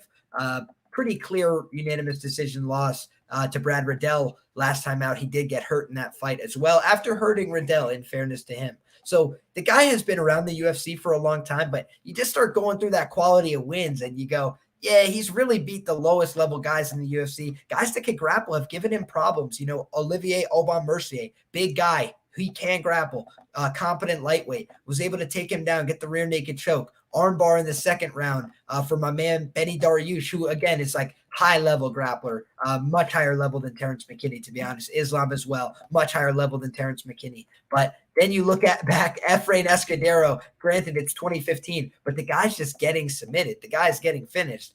And he's never really been able to address that. He got out-wrestled by Will Brooks back in the regional scene in 2012. So the guy has just not been a very good wrestler for his entire UFC run. And I don't think he's going to change that here. You know, he has some decent first-layer takedown defense, but McKinney showed he's got a pretty competent game on the ground. You know, he's moving effortlessly from position to position, forced the choke, forced the back take. Just seems like he's got some real skills. That being said, Faraz Ziam would probably be a significant underdog if he was to take on Drew Dober. So we've got to be mindful of that as well. I don't love the money line bet as much where it currently stands. I know people got in on the line when it exploded. Now I don't love that McKinney, money line bet as much. And now what I'm looking at is the McKinney inside the distance, the McKinney props potentially. I do think that he might be able to get the submission here on short notice against Drew Dober. But I'll also say this, if the fight ends up upright on the feet, somebody is probably getting knocked out here. And I would favor the chin of Drew Dober. And he is just a guy who's reliable in the pocket. He was pretty damn precise early on against Brad Riddell, but Brad Riddell is a crafty, clever kickboxer, kind of figured him out, and also introduced the threat of wrestling as well, as Brad Riddell is known to do. So give me McKinney here in terms of the betting side that I will be interested in looking at. But man, it is hard to pick him here outright against somebody like Drew Dober, who is a UFC proven commodity. He's got a lot of UFC wins under his belt. And McKinney's doing the turnaround on short notice here, which sometimes it goes one of two ways. Sometimes the guy's just burnt out. I think he's the kind of guy who could do this. I think he is the kind of guy who seems like he wants these opportunities. He wants to stay active and in the cage. So more power to him. Best of luck to him. But I also think that if he's able to get to advantageous positions and not finish early, he might blow that gas tank and get knocked out in the later portion. So it's a dangerous fight for McKinney, but if he is on his game early, he might be able to get the win and get the finish. I hear you, man. And I'm definitely seeing the same things that you are here. I'm free rolling on my man Terrence McKinney. I had that half unit on the sub prop at 9-1. That thing's all the way down to plus 400 in this spot. So makes me a little sad that they're robbing me of the value on the submission prop here on this one. I mean, it's a big step up in competition. Give me plus 600 or something. Come on. But no, they know what's up now. The bookies are wise to it. So I almost feel like I've got to go back to the well here on McKinney, just on principle, man. After cashing a 9-1 sub prop, how do you not bet the guy his next time out? I do think that there is a lot of risk when it comes to that striking. I do think there's a lot of risk when it comes to the level up in competition. I probably have to at least play the sub prop, man. I might go McKinney sub and Dober KO. This is a violent spot in my opinion. This is a clear-cut violent spot because if McKinney can't keep this thing on the ground, I have no faith whatsoever that he can stand with someone like Drew Dober for an extended period of time. And I know his gas tank is kind of on point, but after having a full camp, a full cut, and the quick turnaround, I think that could potentially cause a problem with that gas tank. It might be a little bit more suspect than we generally would see it. So I'm definitely leaning more towards the Drew Dober side here, just in general. But I have to admit that there's a clear path to victory with the grappling for McKinney, and that's something I don't think that should be ignored. I think that Drew Dober, we're maybe knocking on the door of disrespect at this point. He opened up minus 250, and it's just the hot kid on the block. Everyone is piling on Terrence McKinney at this point, dropping this line all the way down. Maybe it's a fade the public spot. I don't really want to because he's my boy. He made me money last time out, but that's the gambler in me is looking for the discount here. Totally makes sense to me, Clint. Totally makes sense. Yeah, I'm kind of frozen on this one, man. At this point, maybe just the submission prop. Like I said, just to, go back to the well, ride with the guy, maybe a violence bet. I don't know if I necessarily want to actually pick a side. When you tweet out and tag a fighter and you're like, thanks for hitting the sub, bro. And then the next week you're like, now I'm betting against you. Like I gotta get, I don't know. That's a little, at least give it some time between the matchups. Let them forget about me, match up 3 months down the line. They won't remember. And then I can bet however I want to, but I don't want to. You just got to block Terrence for like a month or two. That's all. Just block him, let him forget about you, and then come back. Hey, I'm a big fan. Check out the Die Hard MMA. So I'll probably just have to ride or die here on this one or go violence on it for the sake of my public image. All right, guys. Next fight up, Khalil Roundtree taking on Carl Robertson in a matchup that I never thought that I would be addressing.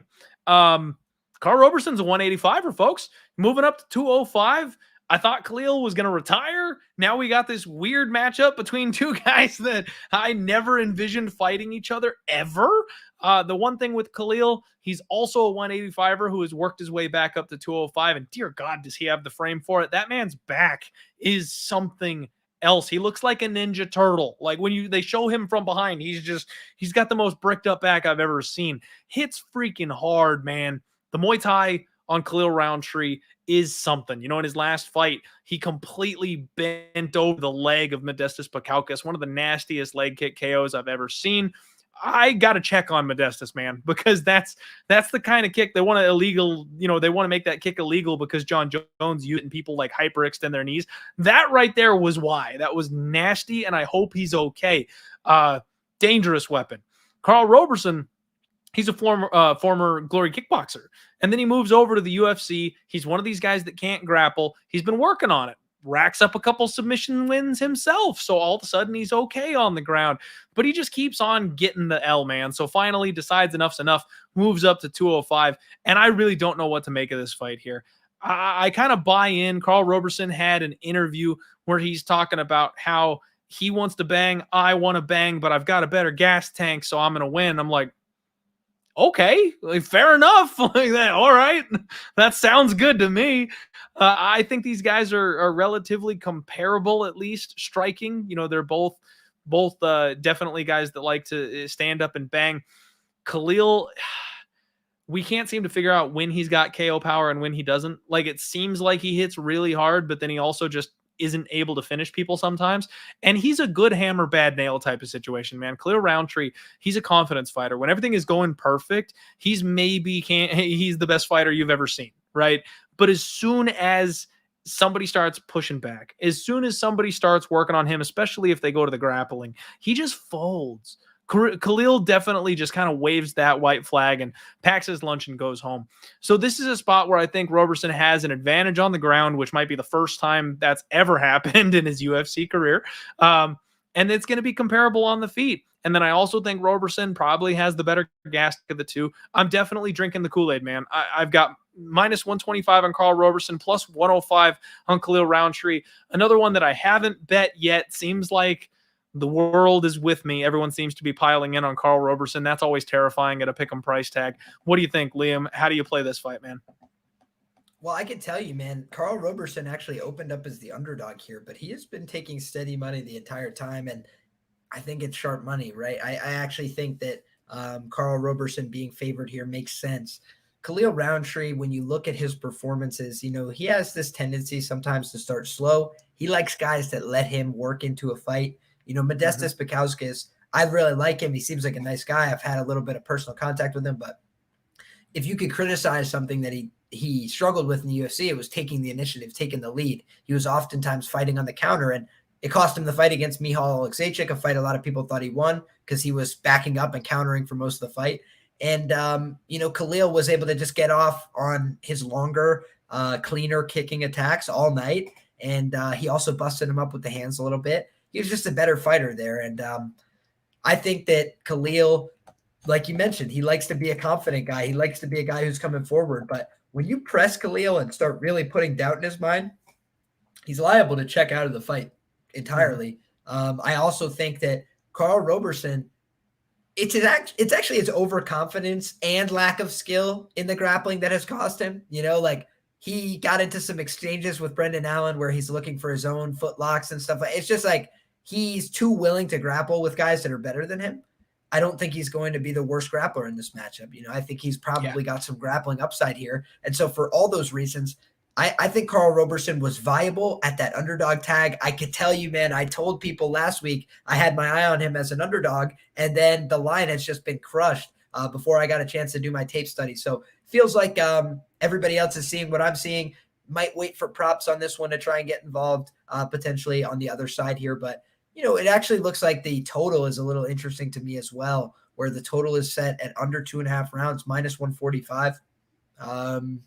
These seem like two guys that are definitely liable to quit on themselves, two guys who are capable of finishing on the feet, a guy who will potentially try and introduce the threat of wrestling on Robertson. So, yeah, I think Carl Robertson is the side here, and I think that Carl Robertson could definitely finish the fight. So if you want a little bit of insurance, maybe you look for the fight doesn't go, maybe you look for the unders. I don't mind it, Liam. I don't mind it one bit. I do think Robertson is probably the side that I like here. Again, terrified when it's lined at a pick'em and everybody's all on the same side. That always makes me incredibly nervous. But I think it makes sense. And Khalil's spoken more than once about retirement, man. He's already in that foot out the door headspace, in my opinion. He's been there for the last couple of years. So I just don't think it's going to take too much more to edge him out. Whereas someone like Robertson, I think he's betting on himself here, man. I think this is the last fight on his contract. And those are two completely different mentalities. Like, you got one guy who's like, maybe one or two more fights and I hang it up. And then you've got another guy who's going, no, this is the last fight with the UFC. And I want the blue bargaining chip of coming off a win. I don't want to take a bad price tag for myself moving forward. I'm going to bet that I'm going to win my next fight and then have that going into negotiations. That's just, you can't fake that. That's something that you can't get over when it comes to who wants it more deep in the third round. Robertson should be the guy that's going to be digging deeper for it and wanting it more, whereas Khalil might be thinking about Mai Tais in the beach. So I definitely think Robertson is the side. If you want it, you better get it now, because I don't really see it going back the other way. And it's starting to get out of control. I don't want to lay minus 150 on Carl Robertson, minus 125, minus 130. That's probably the highest I would want to go. And even then I wouldn't be uber confident in it. Yeah, I don't love the price, man. That was the thing that really kept me off the Robertson money line, was I just missed the number. But yeah, if you got on Robertson as an underdog, blessings. You made an excellent bet. Absolutely. And man, that's one of those spots that I'm the value guy. Like, I always want to find value in the number, saying that I'm making a good bet, getting the best of the number, making sure that, the line is off when I play it. Every once in a while, you crumple up the book and throw it over your shoulder out the window and just bet the guy that's supposed to win the fucking fight. And that's kind of where I'm at with this one, where I'm like, if I bet Robertson, it's simply because I'm like, he beats Khalil. You know what I mean? Like, price be damned, he beats Khalil. That's, if I bet this one, that's where we're at. I don't like doing that. Every once in a while, I do. Next fight up, everybody. Alex Bruce Leroy Caceres taking on Sodiq Yusuff in another fight that I'm just like, what is happening right now? Again, another guy who I owe an apology. I have done nothing but slander Alex Bruce Leroy Caceres on this podcast. I have done nothing but talk shit about this man, how he's not UFC caliber, how he's never been UFC caliber. He's such a mid-tier guy. His striking is great, but he's no good anywhere else. He gets submitted all the time. Holy shit, he has rounded out his game, Liam. Like, this man, he's taken the scenic route. It's taken him 10 years of doing it. But all of a sudden, Bruce Leroy is a legitimate prospect. And his last fight against Sung Woo Choi, like, the ability to take a soul-crushing blow the way he did in round one, and then an illegal knee to follow it up against one of the hardest punchers in the division, collect yourself, come back in round two, climb the man like a freaking tree, and then choke him out like I'm never going to say a bad thing about Alex Caceres again.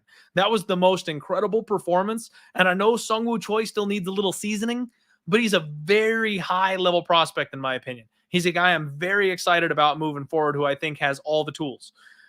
I can't fathom this matchup is happening right now. Sodiq Yusuff is a guy that everybody's been excited about. He's a top tier prospect. We all think he's going to challenge for a title at some point. He's got nasty striking. He's tough. He's durable. He mixes in, the cage and clinch control very well. I like everything I see about Sodiq Yusuff here.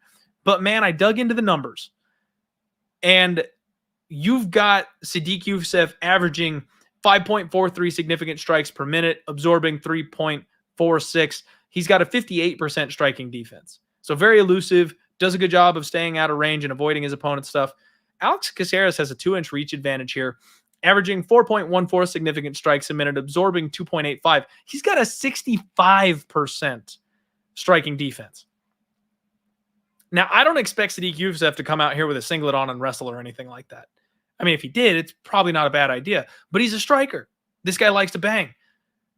I have this weird feeling that Alex Caceres is going to be able to kind of rope-a-dope and stay out of range on this guy. Use that reach, the side-to-side movement, the leg kicks, his head movement, the way that he rolls out of stuff. I've got a feeling Sodiq Yusuff is going to have a hard time touching him, Liam. And that's a weird thing for me to say, because I've been against Alex Caceres for so damn long. For him to face a fighter the caliber of Sodiq Yusuff, for me to be even intrigued by an underdog bet on him, it's got me a little terrified. But you've got Alex Caceres at plus 195. Sodiq Yusuff is minus 230. I thought I was going to parlay Sadiq Youssef, and after doing the tape, I'm like, no way in hell am I parlaying this man in this fight right now. If anything, it's a pass for me, but it's a dogger pass for me. What do you think, Liam? What are you doing here? Yeah, so this is another one that I find to be one of the trickier fights on the card, right? Alex Caceres, a good fighter, underrated fighter. I think he's proven that now, gotten a couple wins that people didn't expect him to get. I think that I probably had Sungwoo Choi on some kind of prop to win by knockout, I believe. Of course, just absolutely disgusting. But either way, Me right? too.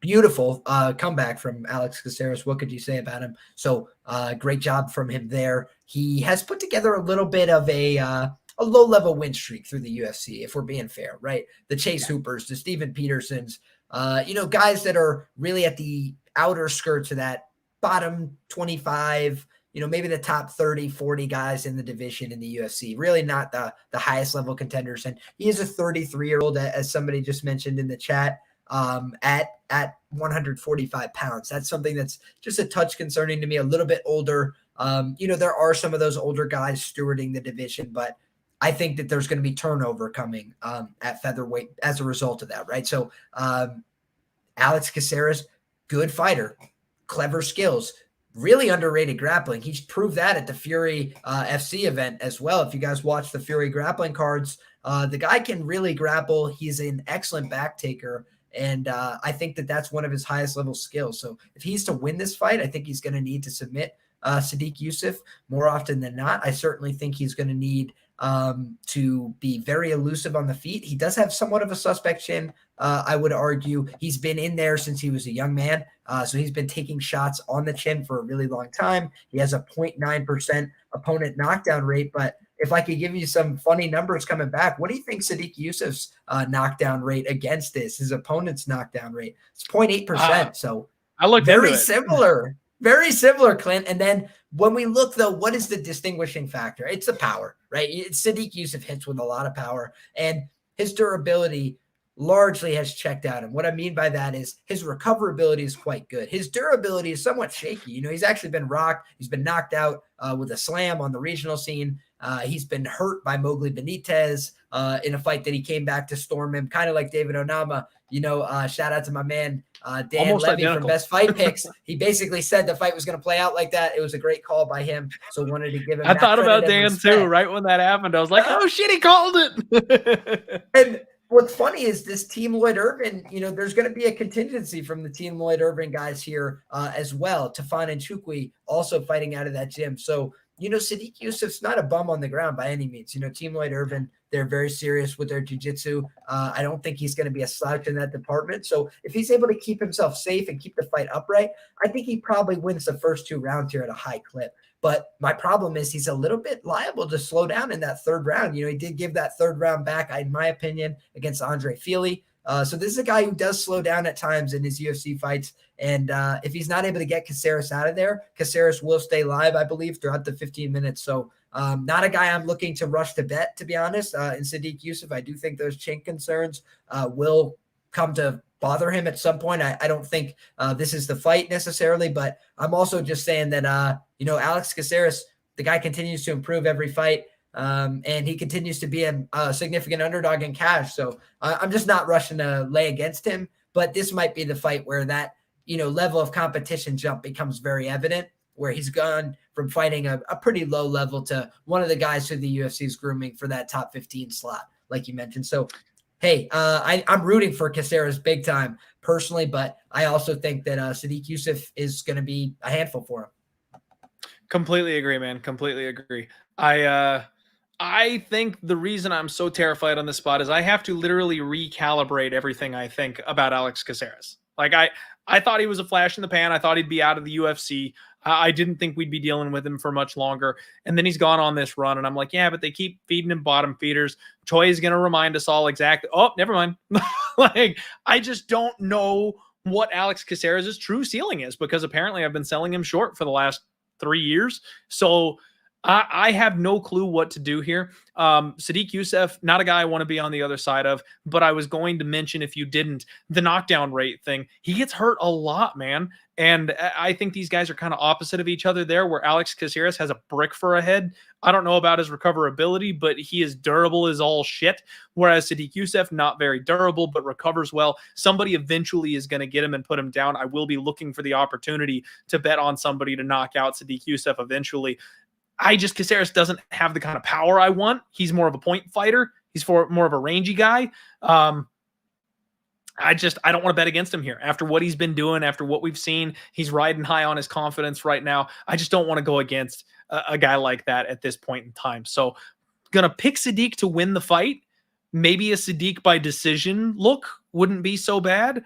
But I'm definitely not betting against Alex Caceres, and I don't really want to bet against Sadiq Youssef either. So definitely probably a spot that I'm just going to end up passing on. Unless there's some stupid prop number. Of course, we always got to look out for those. Every once in a while, there's a prop that just doesn't make sense. And if there is one, I will hit it. Bruce Leroy sub plus 1,000. Not saying I'm going to hit that, but just saying I'm going to monitor that line. It's a big number. It's a big number. Round 3, man. The round 3. All right, man. Co-main event, everybody. Let's go. We're almost done. We have got Marlon Moraes returning against Song Yadong. This is absolutely one of your changing of the guard type fights that my guy Liam was just talking about. Marlon Moraes has hit a rough patch, man. He is having a real tough time lately. I mean, he's 1-4 in his last 5, I want to say. Granted, he's fighting like the most upper tier competition you can get in this division, but still not able to really take out much of anybody. And even that one win against Jose Aldo, a little suspect. A lot of people really thought that Jose Aldo won that fight, so he could potentially be 0-5 here, probably fighting for his job. Bellator is calling. He moved out to Tiger Muay Thai, and a lot of people are really buying into that narrative. The fact that now that he's out at Tiger Muay Thai, it's really going to fix his gas tank. He's going to be a new man. I'm like, man, I don't know if it was just the gas at this point. Like, that's the way Magic Marlon has always fought.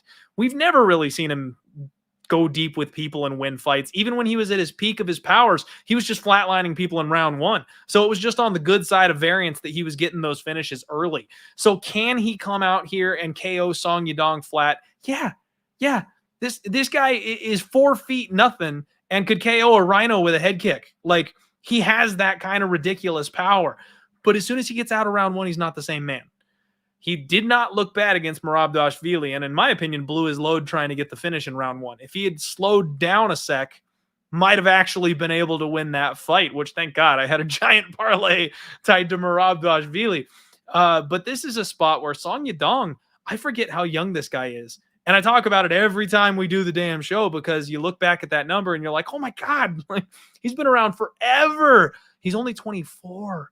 Like, he's so good. He hits hard. He's durable. He's a good grappler. He is relentless. He gets in front of you and puts a pace on you. That's exactly the kind of guy that breaks Marlon Moraes. If you stand in front of him, you don't go anywhere, and you punch him in the mouth, Marlon just folds, man.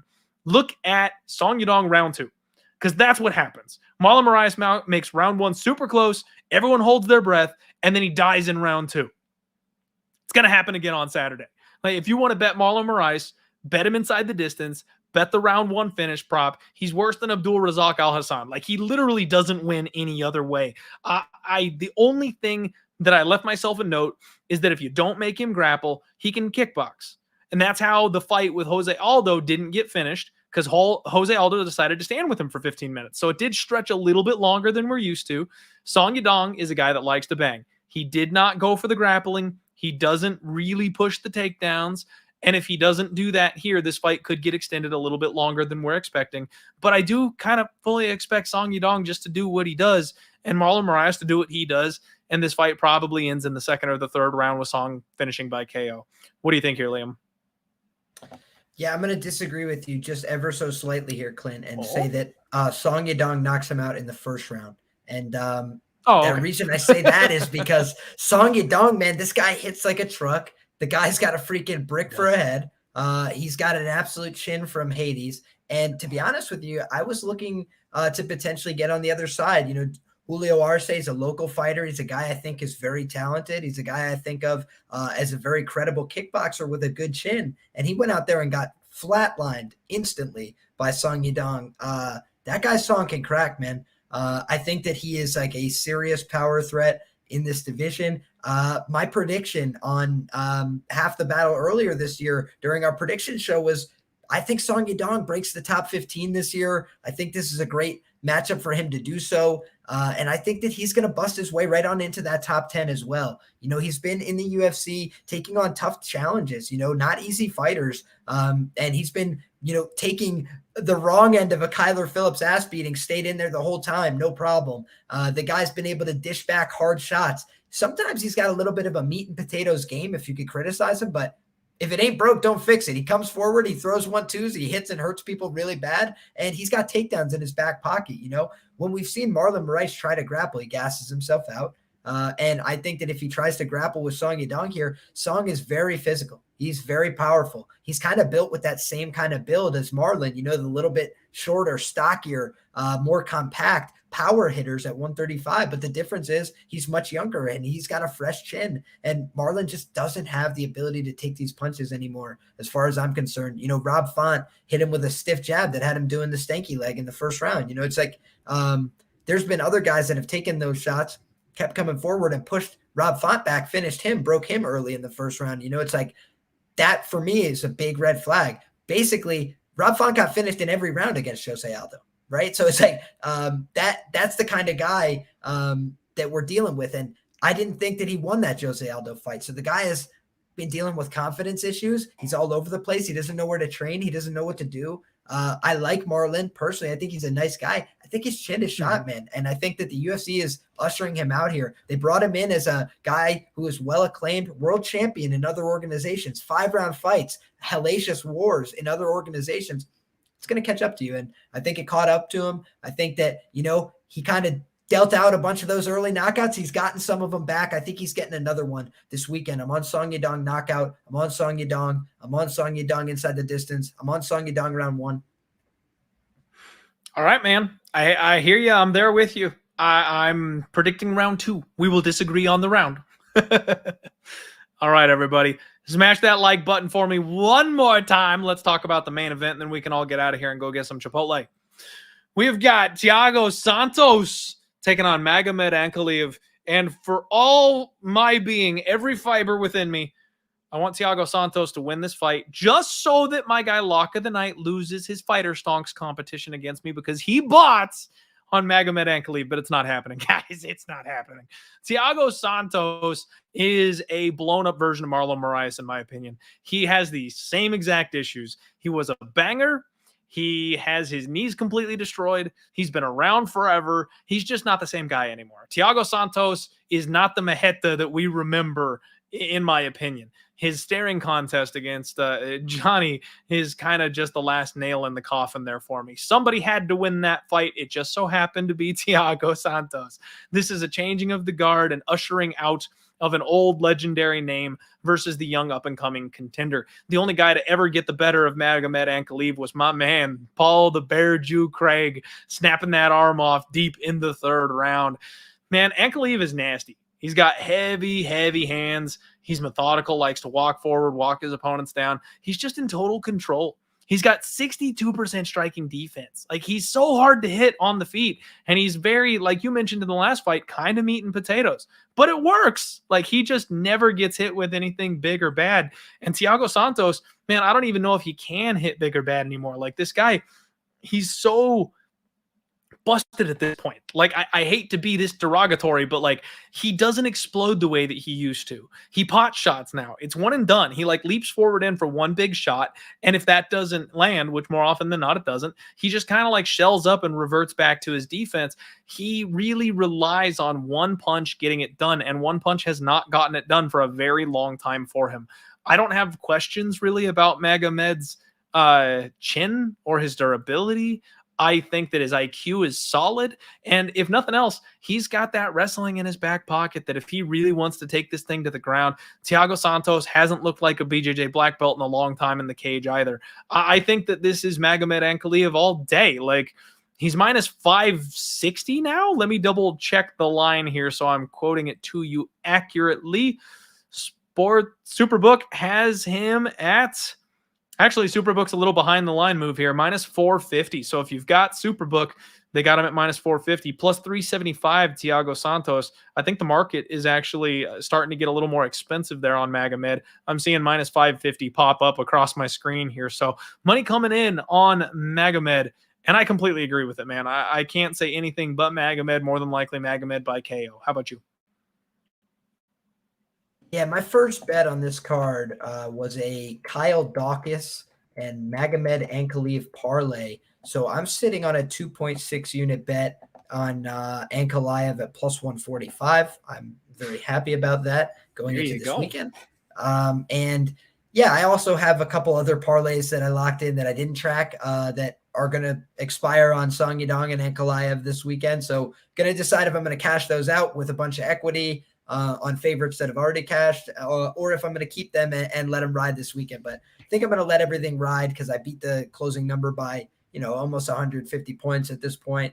And yeah, I basically feel like Magomed Ankalaev is the clear side here. And the reason being is multifaceted. Number one, styles make fights, right? Magomed Ankalaev is a guy who can get on top. He can push a wrestling advantage. He can stay on top of somebody, stay safe, hit him to the body, hit him to the head. I think he'll be just fine in that fight.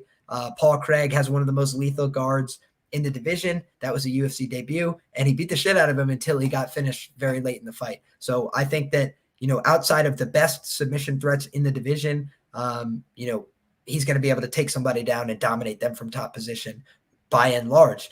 Then on the feet in this matchup, I think he's the fresher guy. I think he's got better mobility at this point in their careers. I think he hits with more power. I know that might sound crazy, but at this point, Thiago Santos, he's connecting with shots clean on the chin of Johnny Walker, who, everybody thought Johnny Walker had a chin again all of a sudden. And I like Johnny, I think he's a good fighter, but I just mean in the sense that they thought he was going to be able to take punches from Jamal Hill. He's one of the hardest hitters at 205, period. No ifs, ands, or buts. Jim Crute's face is never the same. It's like, I just didn't understand that one personally. And when I look at this fight, Magomed Ankalaev, he's got change your face type power. I think that he hasn't shown it in his recent fights because he's a little bit more patient. He's a little bit more composed. He's got 5 rounds to work here against a guy in Thiago Santos who, if you force him to wrestle, he gets tired. He breaks on the bottom position. Glover Teixeira, I thought, broke him pretty evidently from that bottom position, took him down one too many times. He said no mas. And, I think Glover's a talented guy, but then Rakic says, hey, I'll do the same thing. I'll take this guy down. He doesn't really offer much resistance. I don't see why Magomed Ankalaev isn't going to take him down. And I don't think at 39 or whatever years of age with multiple knee surgery replacements, you're going to learn how to wrestle now.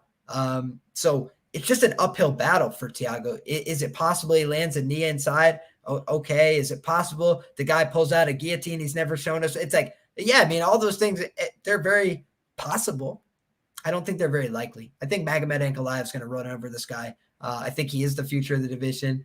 I think he's going to be a top 5 fighter. If you want to fade Magomed Ankalaev, maybe you'll have an opportunity in the future with a better fighter at a good price. I just think this is not the right time. I know the fighter, Liam. Hey, I'm curious to know who that is. Who you got? A 205 over Ankalaev right now? So what happens is after Ankalaev wins this fight, the next fight to make is Magomed Ankalaev versus Jamal Hill. And I've been on record, man, well documented. Jamal Hill knocks out Magomed Ankalaev. I could see that, but I could also see Magomed Ankalaev bringing his wrestling shoes and his headgear and taking down Jamal Hill. So I think that that's an interesting one. I got to look into it more before I put a stamp on it, but certainly that would be a much more competitive fight. Where if I could get plus 400 on my man Jamal Hill, I might have to get a couple bank accounts, signed over to my name. Call the family. Hey, wire me the funds. I've got an investment opportunity you wouldn't believe. But yeah, let me tell you about my MLM deal. It's a guy who's just old, man. Like Thiago Santos looked older in his recent fights, and you got to see who you're backing at the time, right? I felt like Thiago Santos has been a viable fade for me in all of his recent bouts because everybody is talking about this guy beat John Jones. He beat John Jones before he got the knee replacements. He beat John Jones in 2018 or whatever the hell it was. It was like, guys, he did all those things. I agree with you. closest argument you have to John Jones losing a fight is Thiago Santos on one leg, meeting him in the middle with those pitter-patter exchanges where it was basically even on both sides. That was kind of what you were dealing with there. I don't think that's the same guy anymore that I'm seeing get taken down and look lifeless against Alexander Rakic. I don't believe that that's the same. I don't think a guy who's given up rounds in the fourth or whatever it is to Johnny Walker is really like the same guy who's beating John Jones, so just couple big red flags for me on the Thiago Santos side. I won't be backing him moving forward. I completely agree with you, man. I think it's Magomed Ankalaev all day here in this spot. It's just that time, there's certain guys like Glover Teixeira, certain dudes that you can go to the well with and be able to pull off the upset against the young kid. Thiago has too many miles on his body, in my opinion. I don't think he's the guy. I don't think he's going to be able to pull this off here. What I am looking at potentially here, Liam, is a parlay. Song Yudong and Magomed Ankalaev. It's minus 152. That's one of those spots where it's not too bad of a price tag. I know I like to get even money or a little bit of plus money on my parlays, but I just think those guys win. You're going to be sweating out that first round against Marlon Moraes like you always do. But then after that, I feel like it's pretty smooth sailing. And if Liam has his way, it'll be even easier in the first round than I'm expecting it to be. So that might be the move that I make for the favorites I really like here on the card. There's some other really sketchy fights that, in my opinion, are complete dodgeballs. Avoid them like a wrench, and then take a couple dogs on this card. This is a sketchy card where a couple dogs are underrated. I like my Gillian Robertson. We got some spots, man, Liam. I think we did a good job breaking this fight down. I think we found some sweet spots for the people to attack. Thank you all so much for sticking with me. This show went a little long. We are getting adjusted to getting back into the old format, and we spent a little too long on some of the earlier fights. So when we wanted to talk about the big fights here up top, we ended up being a little later in the show than we expected. So thanks for sticking with us, everybody. Do me one more favor, smash that like button. Liam, buddy, thank you for coming on the show. It's always a pleasure. Tell the people where they can find you, what you're doing, what you got going on, because, geez, people, follow my guy Liam. He's sharp, he's nice, he's cool, he's a legitimate monster, he's a jiu-jitsu player himself, actively competing. Give this man a follow. What more do you want?